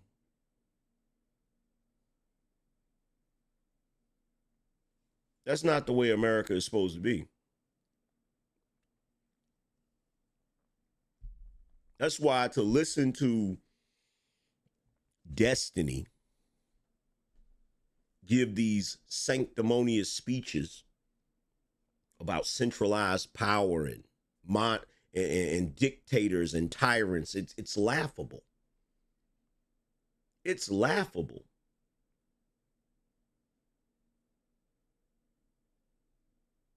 It's laughable at best. Because you're basically trying your best to paint Trump and Elon Musk as something that the Democrats and every other politician that's came before Trump actually is. And this is why when you look at the left and you look at all of them running their mouth, accusing Donald Trump of corruption, accusing Elon Musk of corruption, it shows you who these people really are. Because if you were truly righteous and you truly had integrity, why is it you're only complaining when one side is allegedly corrupt, but when your side is corrupt, you're quiet? The side that you proclaim to be on, you have no criticism. Like, one of the most infuriating things for me, because the past 4 years, I didn't do the street conservative because politics annoyed the shit out of me. And the reason why it annoyed me even though I didn't do political content for the 4 years Joe Biden was in office, I still paid attention to what was going on. And what annoyed the crap out of me is, regardless of what Joe Biden did, and a lot of the shit he did can fall under dictator. A lot of the shit he did was ridiculous, and nothing. They were quiet. They were quiet. I didn't hear anybody on the left complaining about Joe Biden's overreach. I didn't hear anybody on the left complaining about Joe Biden abusing his presidential powers. They're mad at Trump for firing federal employees which he gave a buyout to. He literally told them, we'll pay you 8 months. We'll pay you all the way up to September. So even after they resign or get fired, they get 8 months of pay. Did the people that worked at the Keystone Pipeline, did they get 8 months of pay? When Joe Biden got in office and on the very first day signed an executive order tanking the Keystone Pipeline? Did those military soldiers continue to get paid after they told them if they didn't get the jab, they had to be dismissed out of the military? Did they get paid?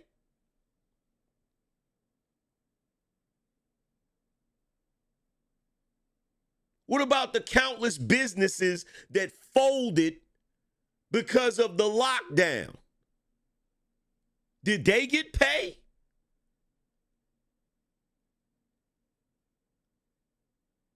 The countless people that lost their jobs because of those mandates, those vax mandates, did they get paid?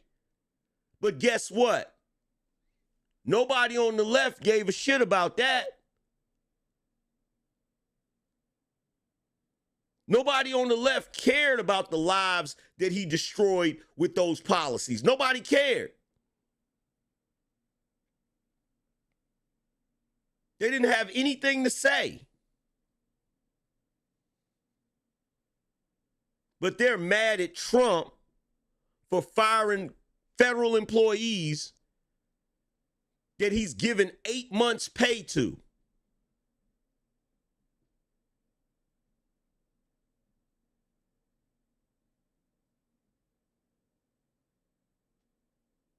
Like, I'm sitting back watching this foolishness.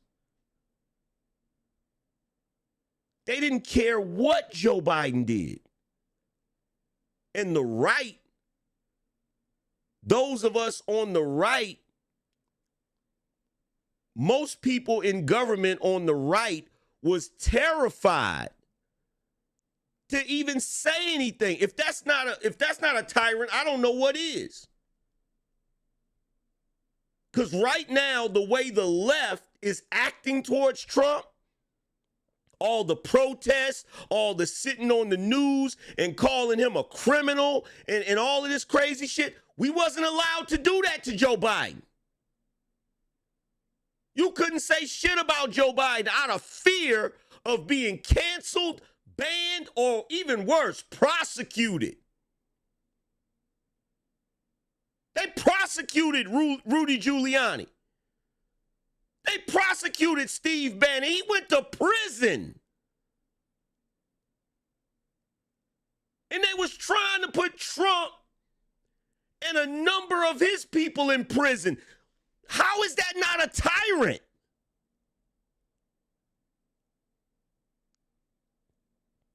And people on social media being told they couldn't talk about certain things.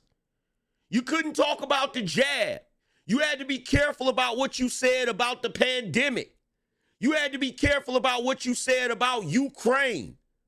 There were so many topics that we were not allowed to talk about. How is that not a tyrant?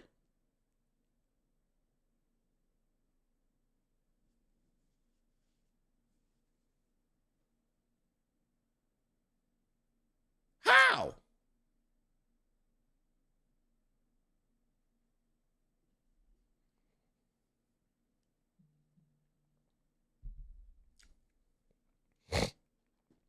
See, they don't want me to have these discussions with the Destinies and the Mark Lamont Hills and the Charlemagnes.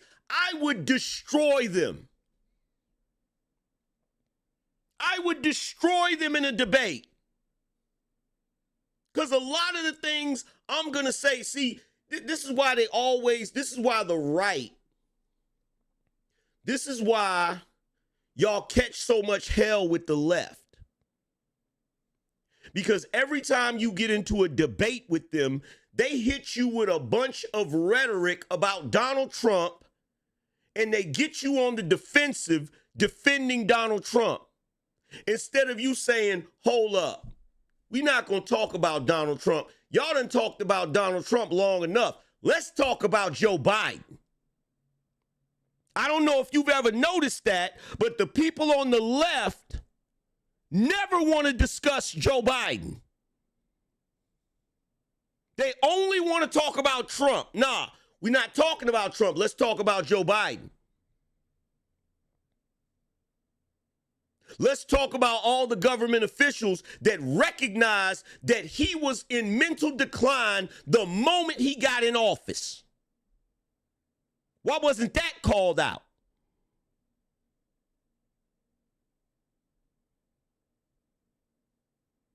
Why didn't the media talk about the damn laptop from hell?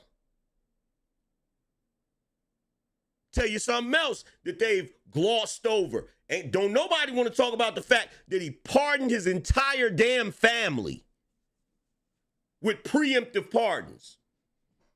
His family and his associates. But Trump is the tyrant? Trump is the corrupt one?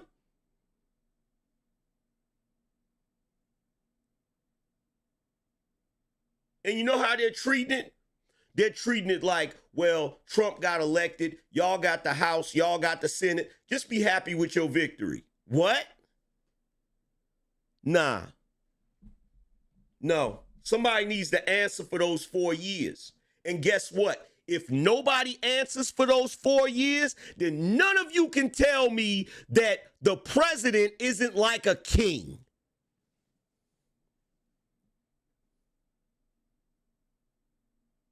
If no one answers for that bullshit for the past 4 years, you cannot tell me that a president is not like a king.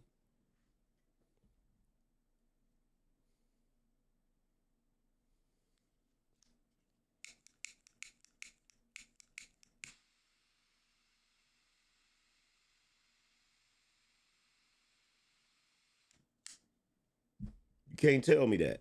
And I don't care who you are. You can't tell me that.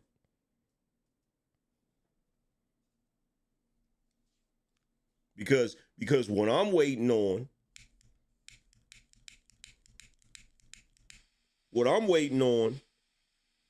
is I'm waiting on people to face real consequences. That's what I'm waiting on. That's what I'm waiting on. And for the love of God, why aren't these Democrats being charged with inciting an insurrection? Someone please answer that for me.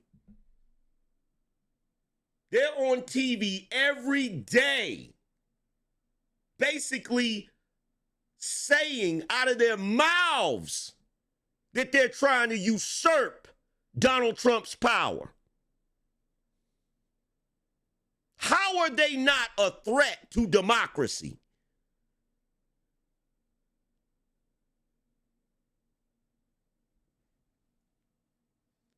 Humongous says, refill your lighter. Somebody do me a favor. Do me a favor. Go ahead and send him on his merry way.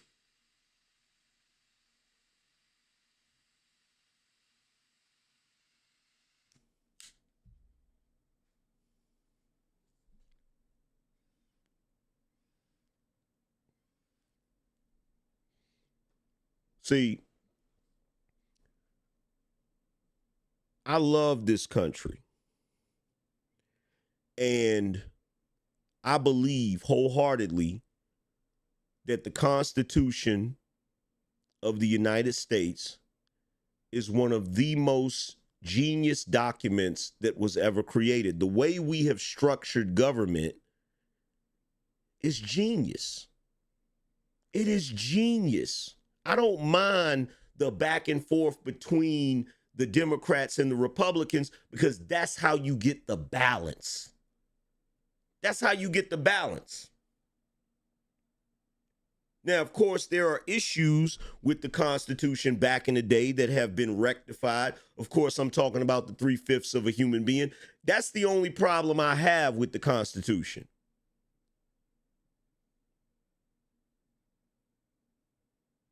But one could argue that in that sense, it contradicts itself.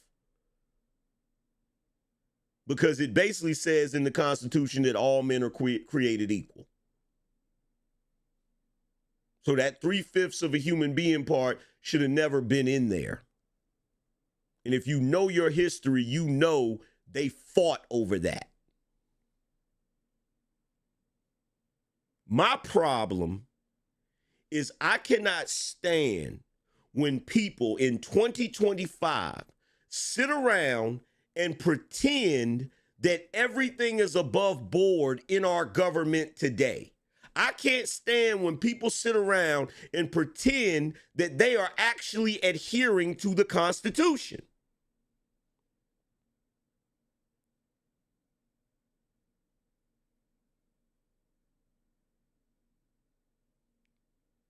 Don't wait until we get a president that actually gives a damn about the people. Now, all of a sudden, you want to talk about racism. Now, all of a sudden, you want to talk about authoritarianism. Now, all of a sudden, you want to talk about tyrants and dictators. Where was all that energy when Obama was in office?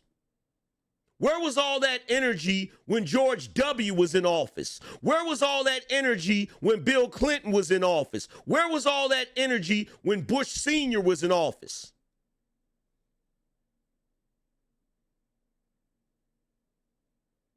Because prior to Trump, you didn't talk about racism. Prior to Trump, you sat on news outlets and you pretended like racism didn't fucking exist. But now, because it suits your purposes, now you want to talk about racism. When we're at a point in America where it's not even a factor.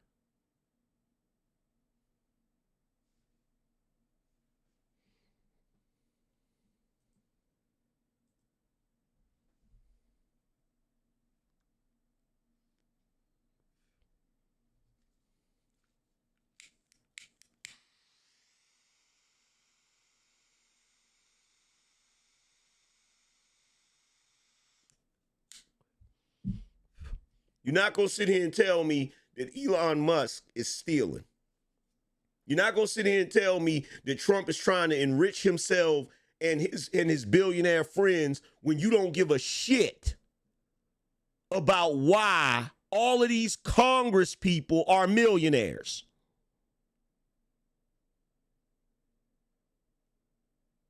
I'm going to say that again. You're not going to sit here and tell me that you're worried about Elon stealing, that Trump is just trying to enrich himself and his billionaire friends, but you don't give a shit that a person runs for Congress, is not a billionaire, and after they're in Congress for a few years, all of a sudden now they're a billionaire with a salary that goes from $100K to $200K. How do you become a millionaire in a few years with a salary that's less than $250,000?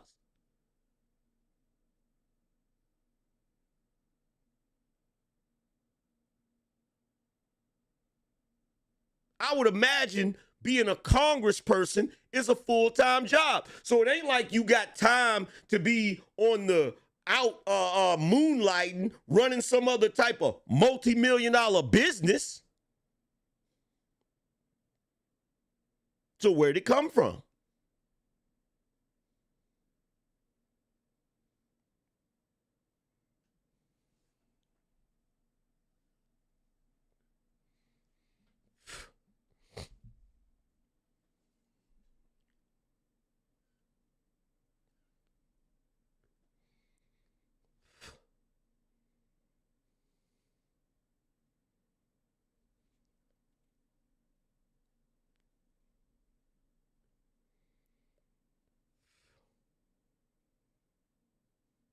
And let me tell you something.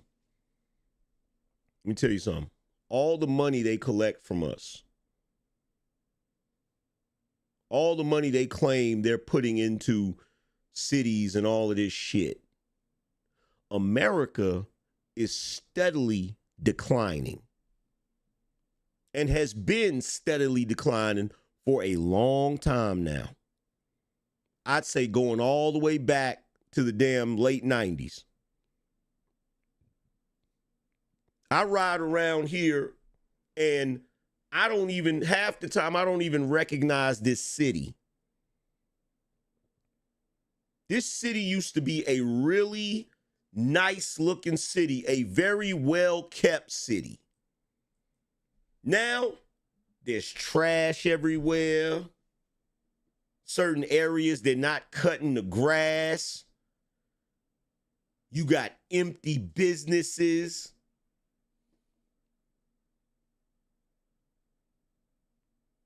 Shit's just declining. And don't even get me started on our infrastructure. Don't even get me started on our infrastructure. I used to love going to Myrtle Beach in the summer. Used to love that shit. That shit used to be nice. It used to look nice. Go there now and look at it. You go there now and look at it. There's certain businesses that look. One of my favorite things to do is go to Joe's Crab Shack. They've closed down almost all the Joe's Crab Shacks. I can't name how many businesses that have went out of business just because of the pandemic.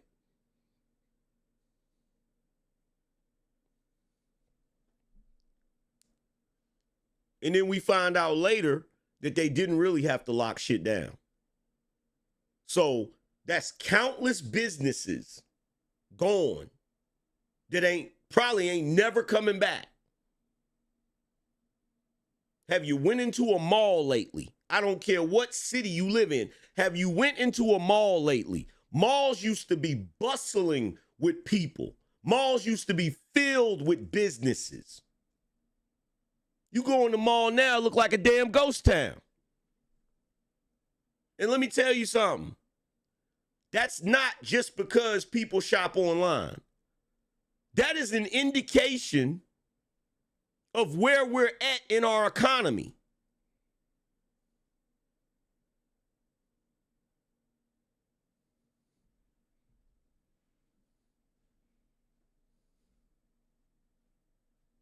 Now, here's the funny thing. Tootie Buzz said, I grew up at Myrtle Beach as a kid in the 70s and 80s. It's absolute shit now. Yeah. Absolutely.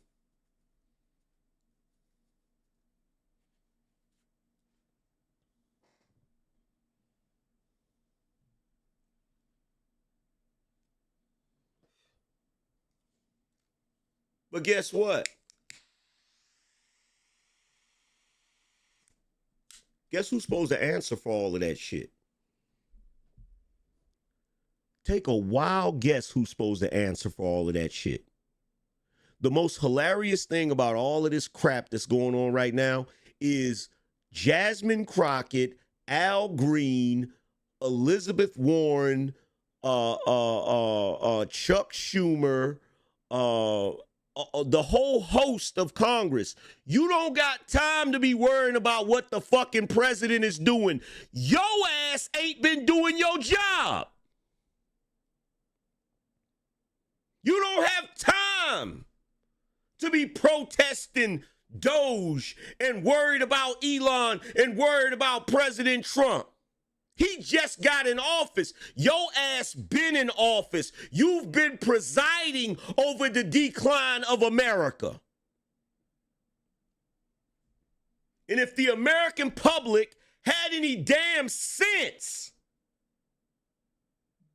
you'd be calling for their resignations.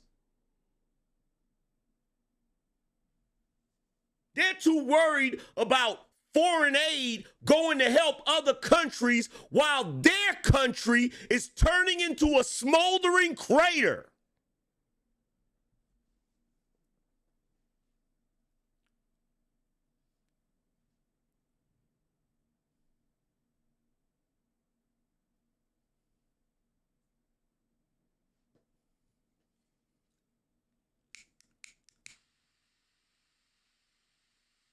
Jasmine Crockett running through the halls of Congress dancing to Not Like Us. You would be a Kendrick fan, because just like him, you don't do shit for your community.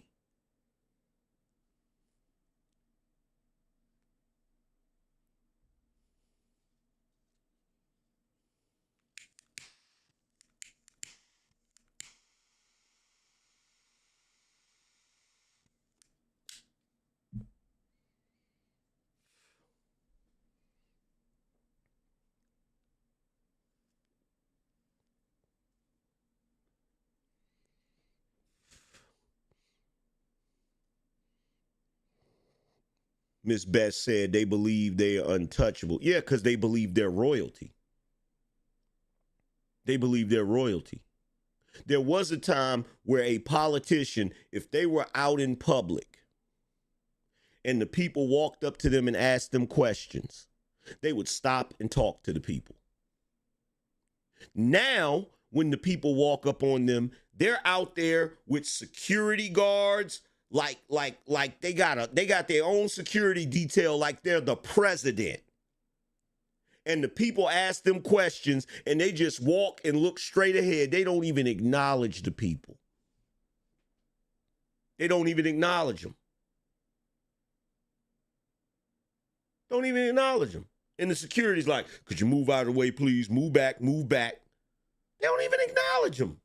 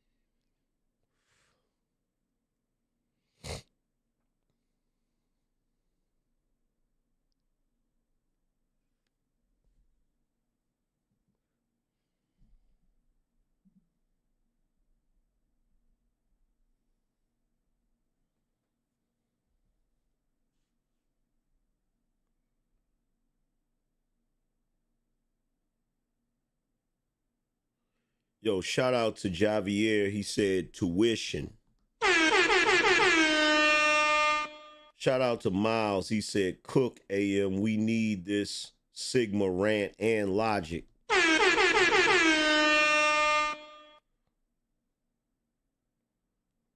Shout out to Orlando. He said, salute, brother AM, you and from dark skin, much respect. Appreciate you. Shout out to Mogul Maze. Shout out to Solution 711. He said, thanks, bro. Steel sharpens steel. Shout out to Dado. He said, bless God, keep the movement moving. Yo, make sure y'all hitting the Cash App and supporting the show. We definitely need another sponsor. Somebody else sponsor the show. Let's see.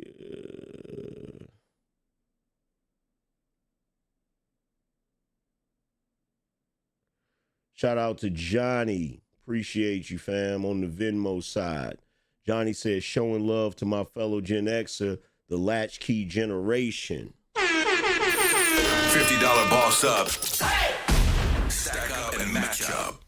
Let's see. Shout out to Aaron. Aaron said, good morning. Still pissed beyond belief regards the treatment some gave that little boy. The kid is an awesome young man. I sense him and Dan Bongino will become great friends.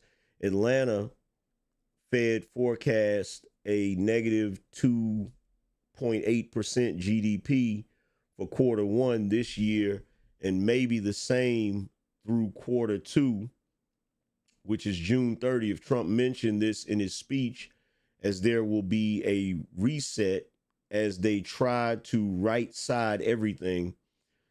There was a Great Depression in 1920 and 1921, a bigger dip in 1929. The difference is Harding and Coolidge stood back and let the free market right itself and greatly cut back the federal government, including prosecuting corruption like the T-Pit Dome scandal, we've been here before. Facts. Facts.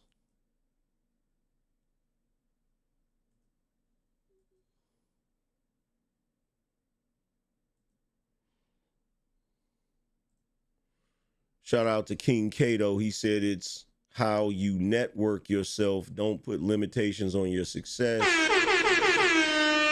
Shout out to Dave G. He said, I think in other nations, royalty also has the bloodline aspect, correct? Yep. Shout out to Dave. He says some folks in this country are actually offended by the king label. Shout out to King Sigma for the 5 gifted memberships. Shout out to Name Unknown. He said, mine totally changed. Thank you for the breakdown, Unc. Shout out to Arsenal Shotgun. He said, Trump isn't a Bohemian Grove Republican. Ooh. Shout out to Stephen Card. He said, Jesus AM, imagine if we had to choose from Hillary or Jeb Bush for president. Imagine if we had to choose. Oh, he already wrote that twice. That's what our choice would have been. That's what our choice would have been if Trump hadn't ran. It would have been Hillary and some other, and some Republican, probably Jeb Bush. Shout out to the lowly one. He said, the right to keep and bear arms shall not be infringed seems to be ignored every time. Yep. Shout out to Mr. Lone Star.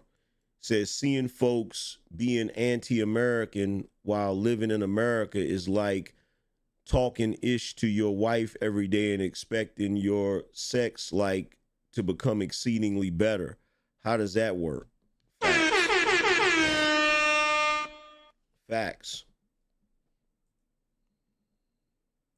It's beyond ridiculous. I'm still amazed, but the Democrats did this. The Democrats did this. It's the Democrats that have created this environment. Excuse me, not just the Democrats, but most of the people on the left. They're the ones that created this environment that facilitates Americans being anti-American. They did this. They did this.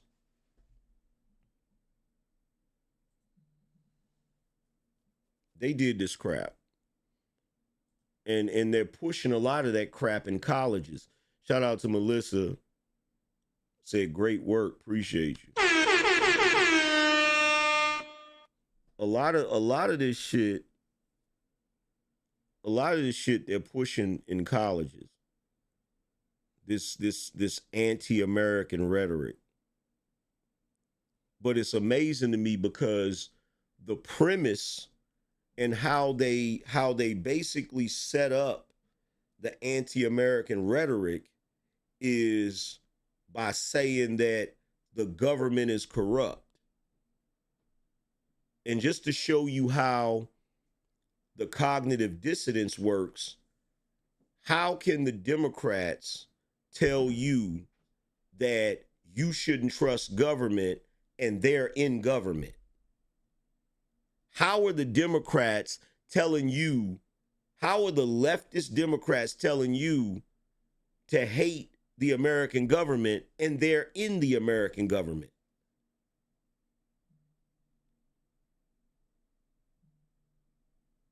Like, how does that work?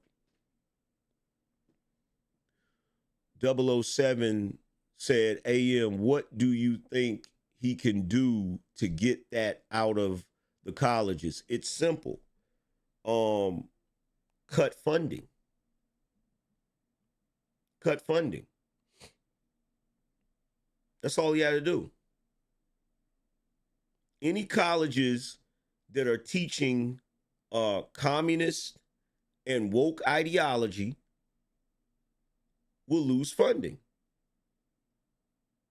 And some will say, well, angry man, come on, we in America where we have the freedom to do this and that. Yeah, you got the freedom to do it. You just not gonna get no funding. You're just not gonna get no funding. Any college that is teaching anti-American rhetoric, that is teaching the Communist Manifesto, that is teaching Marxism and all that other crap from a position of that's what we should be doing, they should lose their funding. They should lose their government funding and their accreditation.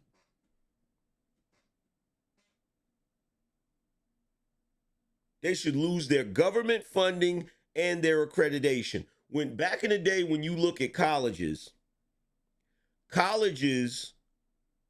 looked a certain way. The people in colleges looked a certain way. You look at a college today, and it's a bunch of weirdo activists. You don't go to college to be a damn activist. You go to college to get an education. The problem is there are too many woke, progressive professors in these colleges, and quite frankly, they need to lose their jobs. They need to lose their jobs.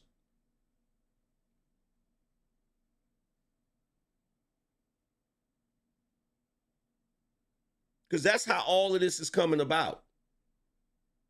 They are poisoning the minds of each new generation with a bunch of nonsense and a bunch of foolishness.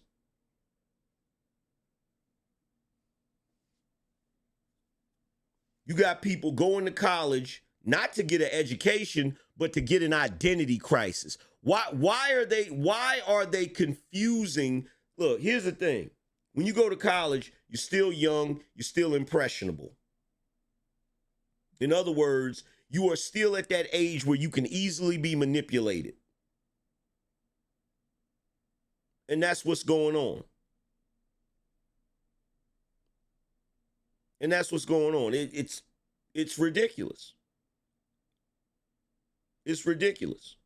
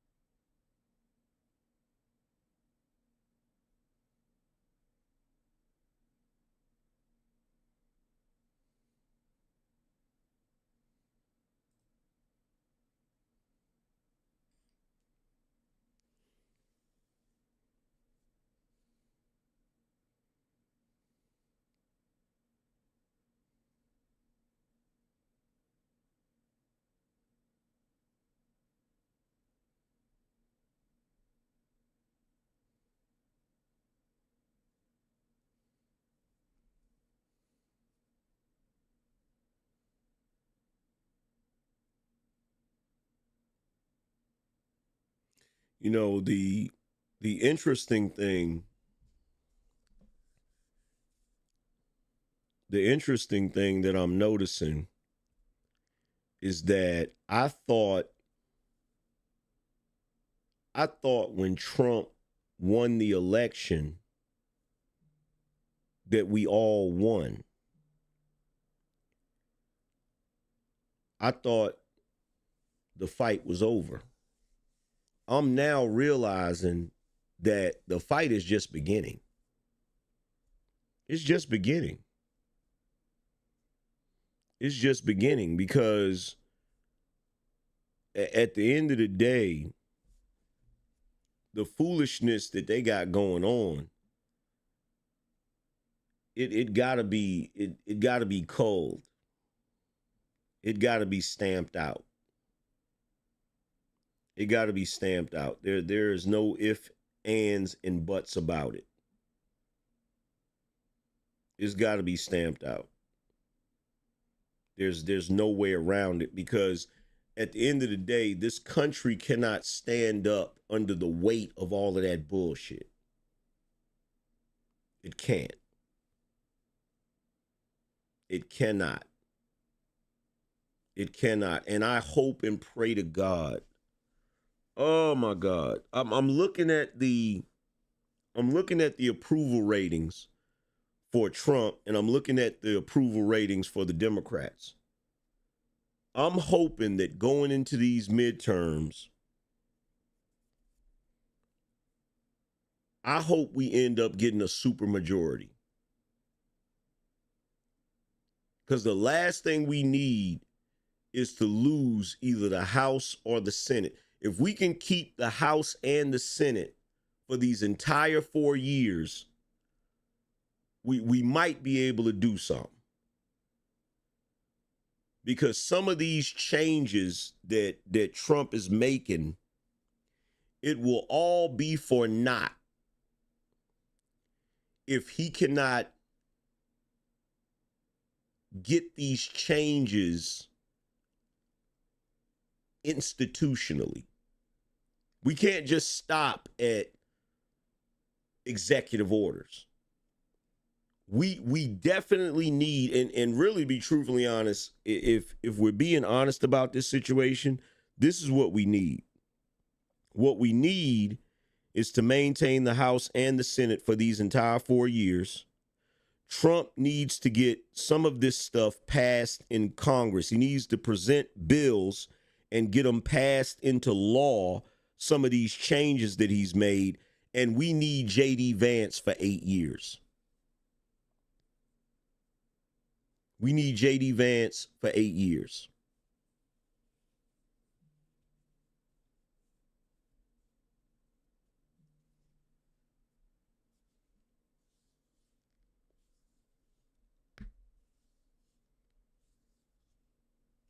Because I'm going to tell you right now, it doesn't make a difference what Donald Trump signs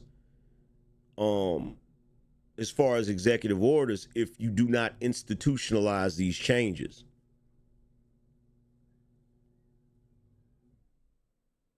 These changes gotta be, these changes gotta be law. They can't just be executive order. They can't just be like, we need some sort of law on the books, and improved law on the books where it comes to immigration, the immigration policy. We need Doge to be more than just an organization appointed by executive order. That needs to be permanently implemented into the government.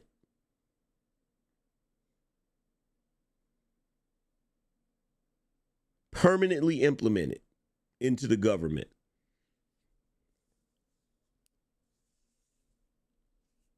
Along with a few other things.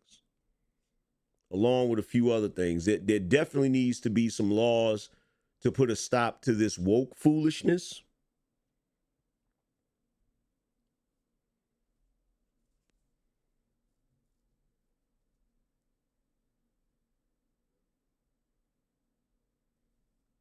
But I'm gonna tell you the truth, if I'm being totally honest, it doesn't look too good for the Democrats. I will say that. Because they just keep doubling down. They just keep doubling down. And look, I'm not gonna complain about what they're doing. I want them to keep doing it. I want them to keep doing it. I want them to keep cutting up. Please keep cutting up. Somebody once said, when your enemy is in the process of destroying themselves, do not get in their way. I want them to keep doing it. Rodney said, AM, have you thought about running for Yo, everybody keeps asking me that. Everybody keeps asking me that. I don't know. I don't know. I don't know. I know this. If I did, I would do a hell of a lot better job than Jasmine Crockett. I would do a hell of a lot better job than Al Green and Maxine Waters. And what's that little dude's name? The one that looked like Great Value Weekend. He looked like the Great Value version of the Weekend. But they would hate me in Congress. They would hate me in Congress. I'd be calling them out on their shit every chance I get.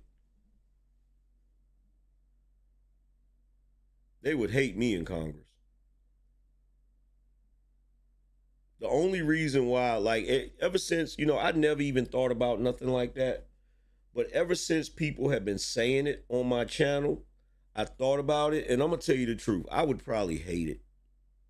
I would probably hate it. Nothing aggravates me more than being part of something and feeling powerless to change things that I see as wrong. I'd probably hate it. I'd probably hate it. My cousin is actually running for the Senate. My cousin is running for Senate, but he's already a mayor. Shout out to him.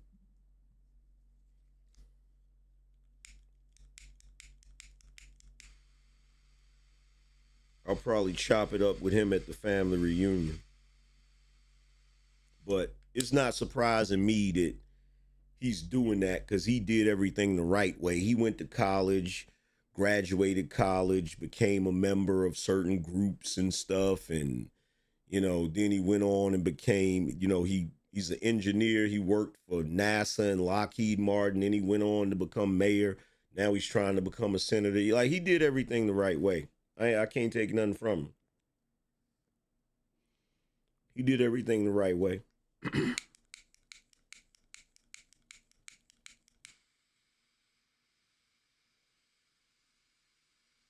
We was kids, though. We got the same grades in school. I will say that.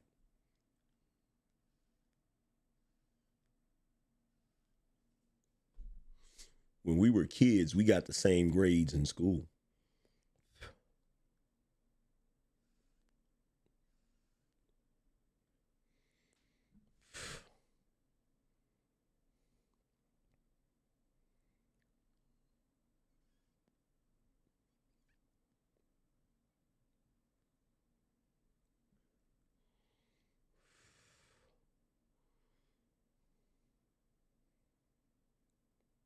Plus, the other thing about politics, the one thing that scares me about politics is it's a dirty game. And I honestly feel like you can't be a part of that game without being dirty.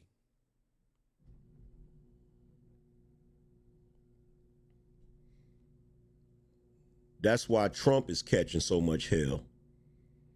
Trump is catching hell right now because I genuinely believe he's trying his best not to be a dirty politician.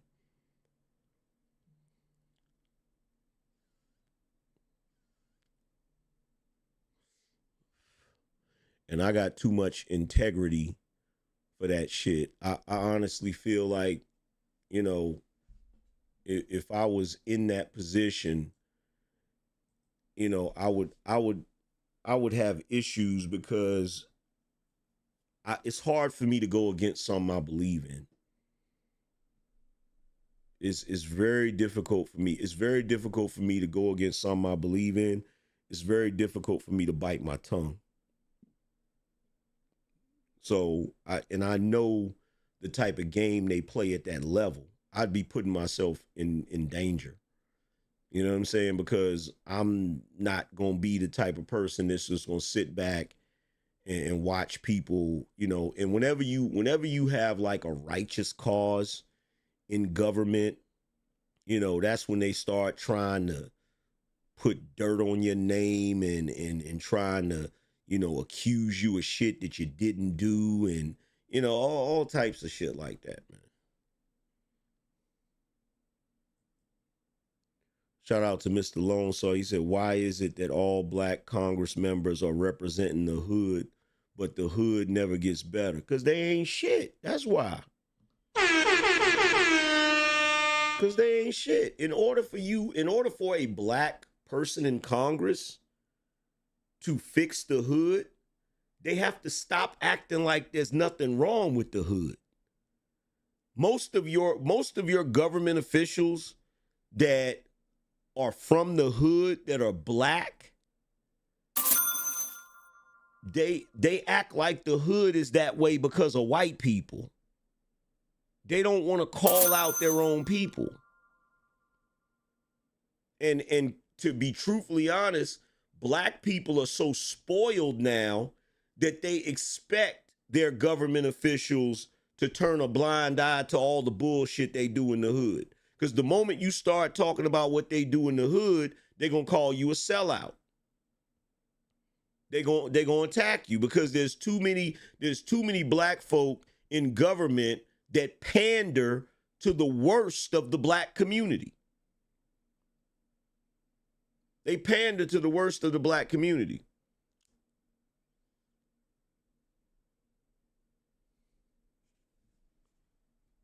And that's something I can't do. That's part of the reason I probably wouldn't get elected in the first place. Because if I had to depend on the vote of black folks, I wouldn't get elected. Because I'm like Joe Clark. I'm like crazy Joe Clark from Lean On Me. I'm the one that'll tell them they need to get off welfare. And let me tell you something. That is political. You know what? That is political. That is the S word.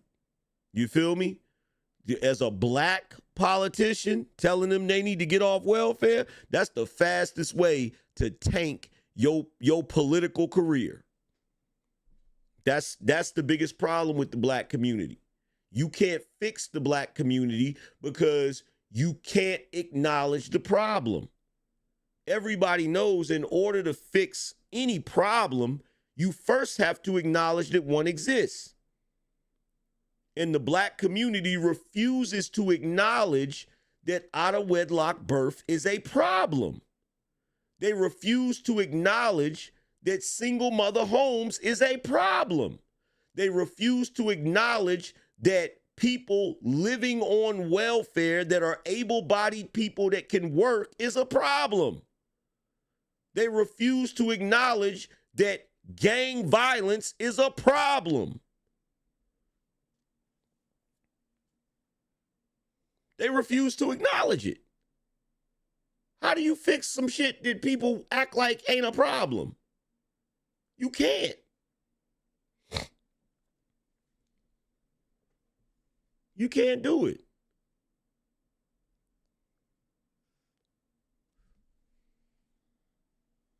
I told you, I did a show one night where I just straight cooked. And I broke it down like this. What people don't realize about the black community is that the black community and the people in the black community, they have become, think about it like this.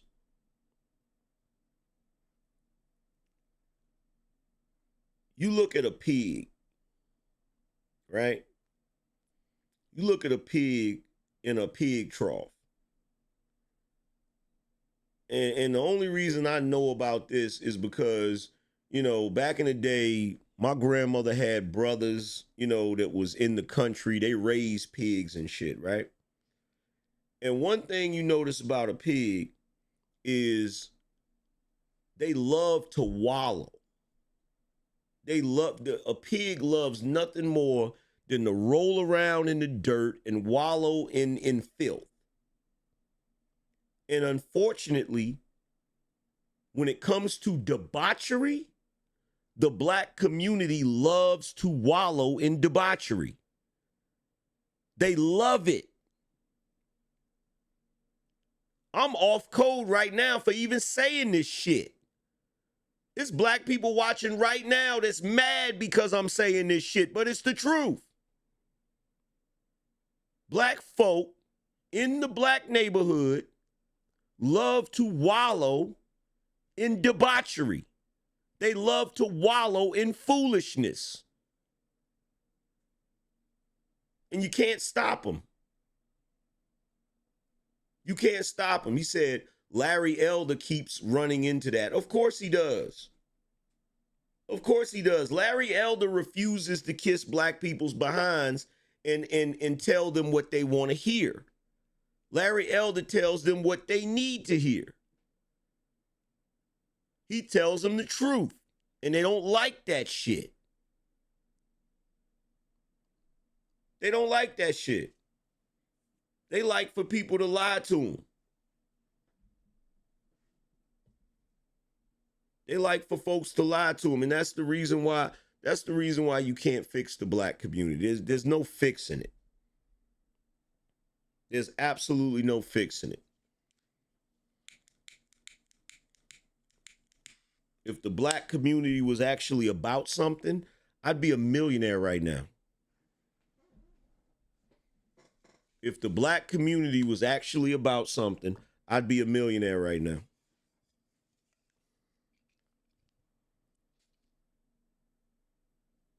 I get up here every day. I talk about politics and I talk about things that would help black people. And guess what? You think black people support that shit? Hell no. Hell no. I get supported by a chosen few. I get supported by a chosen few. There's only 600 people in here right now. 600 in here. And on the street conservative, 300. So we got about probably right around 1,000 people watching. If I was over here talking about some foolishness, it'd be way more people in here. This is the whole reason why Charleston White does what he does, because he know the only way he can get attention as a black man is he got to act a goddamn fool. There is no place for the Negro intellectual in the black community. The only thing you can be in the black community and actually get attention is a dope dealer, a gangbanger, an athlete, a rapper, a singer. If you're anything else, don't nobody give a shit about you. If you a doctor in the black community, don't nobody care. If you a lawyer in the black community, don't nobody care. Don't nobody give a shit if you a professional in the black community. They don't care if you an engineer. They don't care if you an architect. They don't care. The only people they give props to in the black community is the hood legend, the nigga that runs around tearing up the community, that'll delete somebody, the dope dealer, the PMIP, the athlete, the rapper, the movie star, the singer. That's all they give a shit about.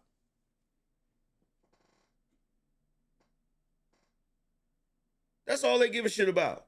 Don't nobody in the black community give a damn that I'm a published author. They don't care about that.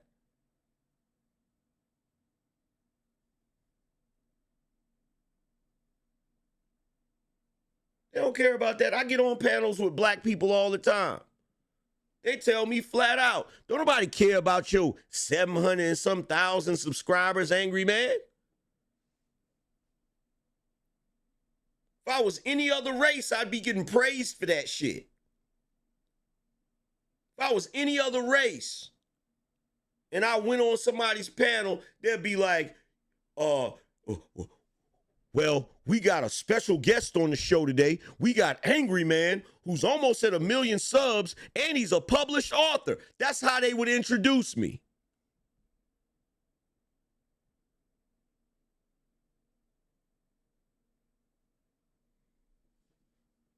But because I'm a nigga, we got Angryman on the show. And that's as far as it go. That's as far as it go.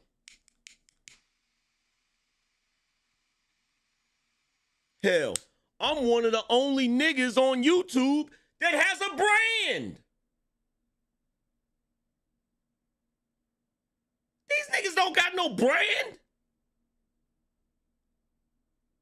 These niggas don't know nothing about branding.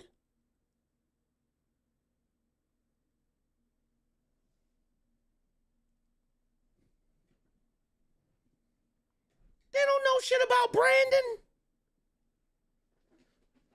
They don't know shit about the importance of having a logo. They don't know shit about brand recognition.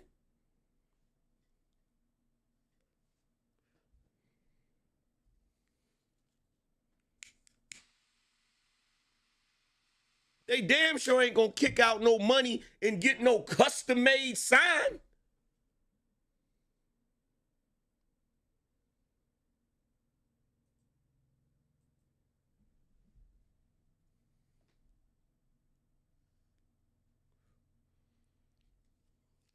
They don't care about that shit.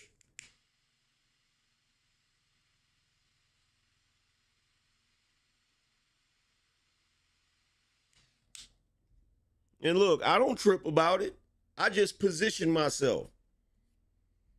Because I understand what happens when opportunity meets preparation.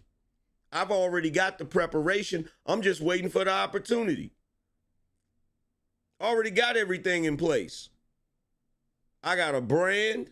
I got merchandise. I got a book. If I had a predominantly white audience, I'd already be a millionaire. That's the sad part. If I had a predominantly white audience, I'd already be a millionaire.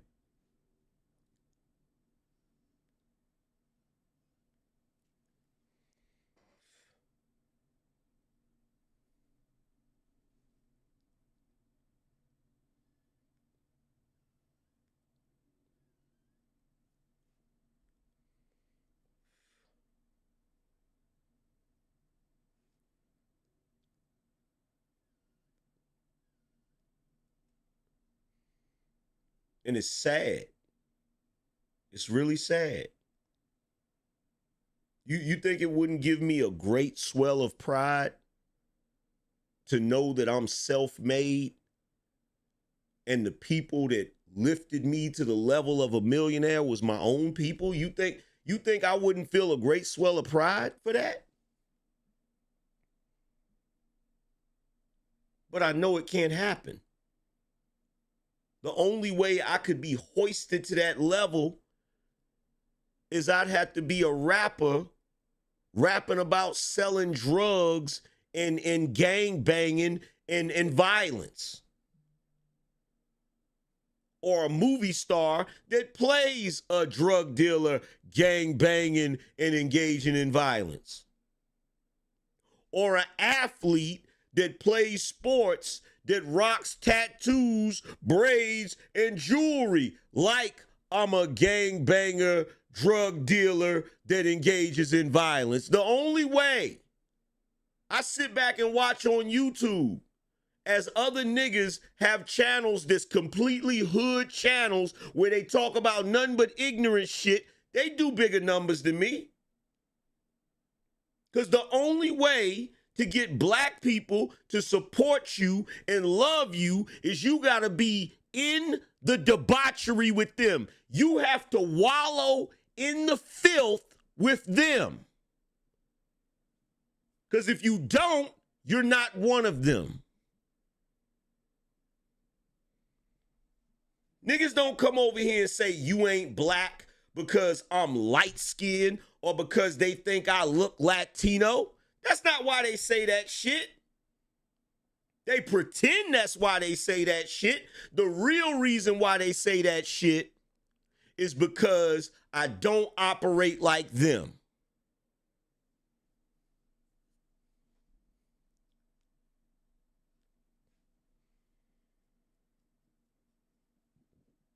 And the only reason I don't operate like them, let's be clear, I used to operate like them, but then I grew the fuck up.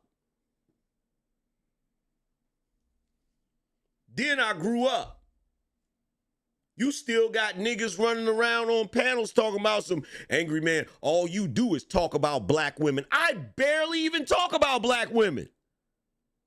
I rarely talk about black women. And it's not because there's nothing to talk about. There's plenty to talk about. I'm just sick of talking about it. I'm sick of talking about black women. Because it's obvious a lot of them ain't going to change. The ones that's ratchet as hell, they not going to change. So why I'm going to keep wasting my breath trying to tell them they should stop doing X, Y, Z when I know they ain't going to stop doing it?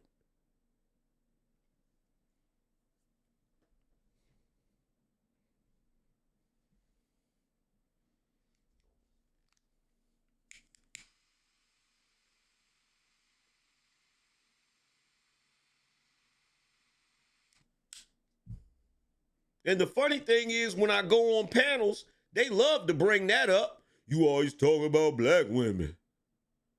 But you know what they never bring up? They never say, I don't agree with your position on politics, angry man. You know why they don't say nothing about that? Because they don't know shit about politics. And they don't want to get owned in a debate.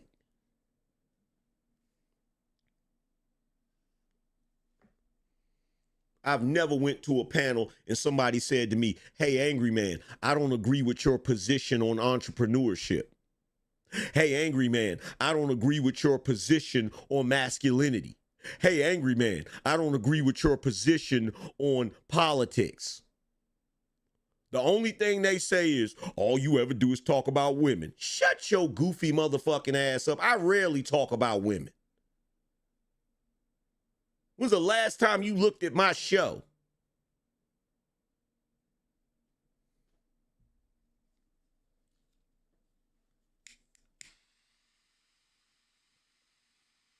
But it ain't surprising because in the black community, the only thing these niggas will stand up for is the women.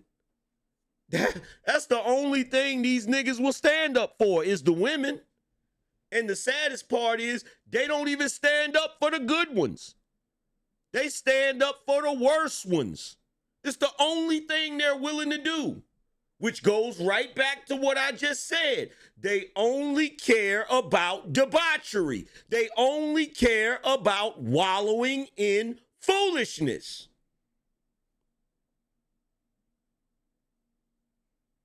In the black community, if it ain't wrong, it ain't right.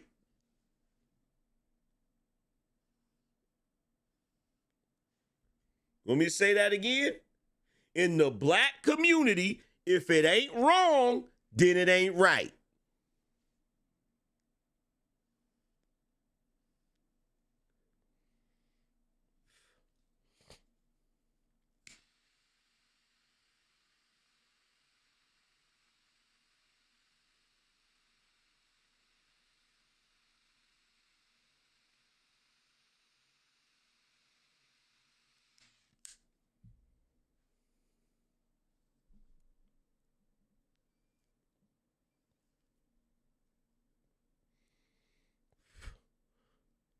The messed up thing is you get to the point as a black person where you finally realize you can't save your people. You can only save yourself. You can only save yourself, which is sad. It's sad. And don't get it twisted. I love black people.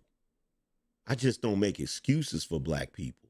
It's no different than my children. I love my children to death. But don't think for 1 second I'm not going to call them out on their bullshit. Don't think for 1 second I'm not going to chew their ass out for doing something dumb. Don't think for 1 second I'm not going to shame them when they're engaging in activity I know they shouldn't be engaged in. Do that mean I hate them? No. It mean I love them. Because if I didn't care, I wouldn't say it. I wouldn't even open my mouth.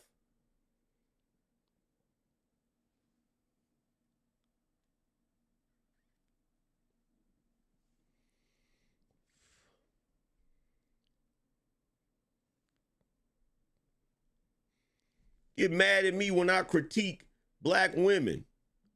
Like, what? Are you serious? Excuse the hell out of me for thinking that you can be more than a baby mama. Excuse the hell out of me for thinking you can be more than a single mama. Excuse the hell out of me if I want you to be defined by more than your ass and twerking.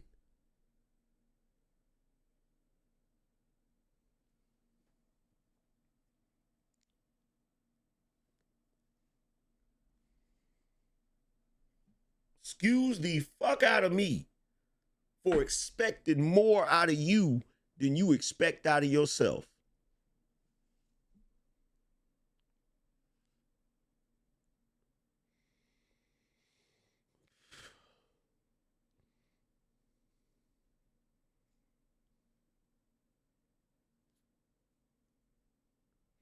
What did CeeLo say?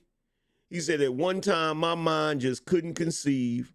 A woman had to dress a certain way to believe, but in the same breath, allow me to say, if you believe, young lady, you wouldn't dress that way.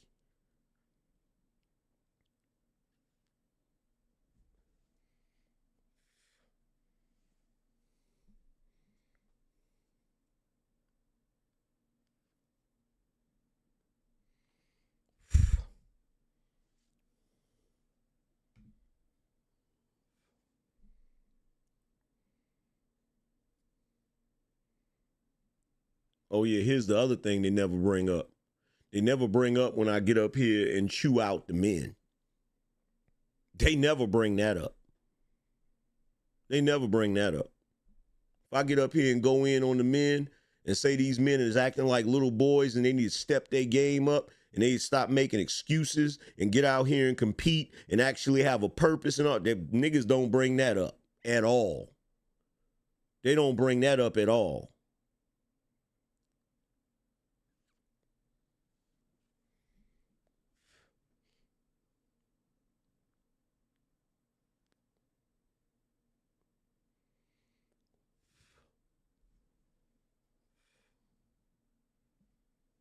In fact, if you look at my entire YouTube career, I've gotten at the dudes more than I got at the women.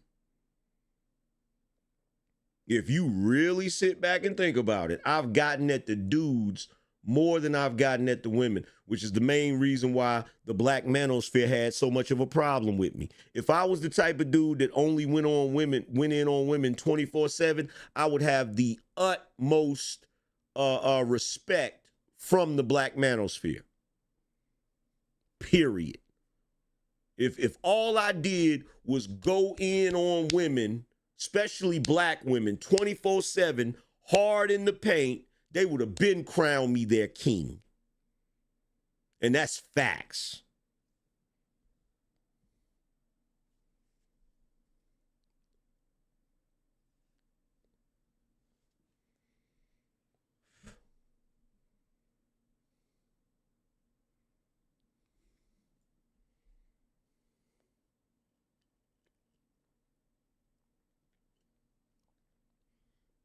But anyway,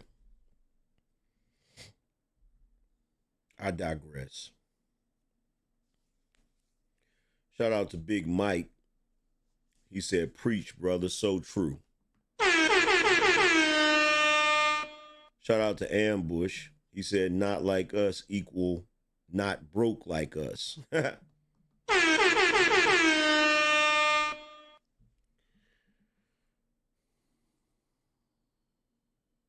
Let's see.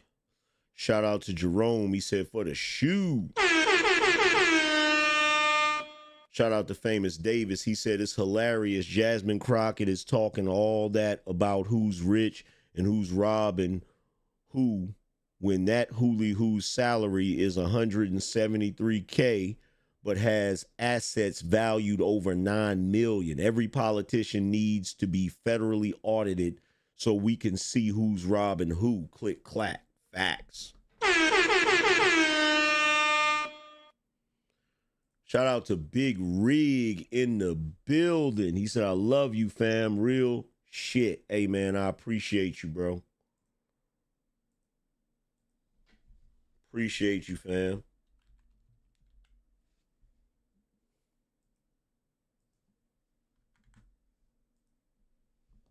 $100 boss up. Going down. Stack up and match up.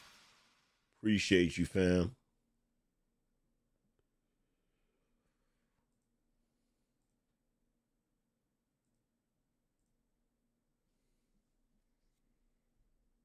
Shout out to Dave G. He said, how would Simp Bad introduce you, Angryman?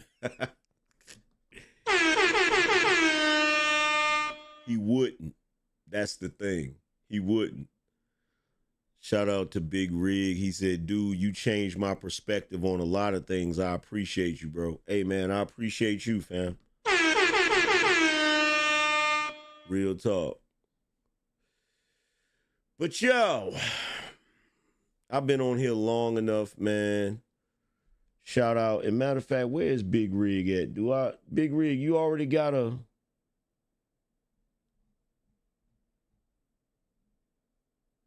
You already got a big wrench? You probably already got a big wrench. But yo, man, shout out to everybody that came through. I appreciate you guys for showing love. Shout out to the sponsors of the show. Make sure you guys go check out my book, available on Amazon. All you have to do is type The Angryman Standard in the search bar, and it will come up. Also, if you want to check out the merchandise, all you have to do is go to shopBinoNation.com. Again, that's shopBinoNation.com. But other than that, man, hopefully this conversation illuminated some things and opened your eyes to some different possibilities, especially based on everything we're seeing going on right now and all of the leftist hypocrisy. But other than that, man, I appreciate y'all. Salute to everybody that came through. I'm going to holler at y'all later. Deuces.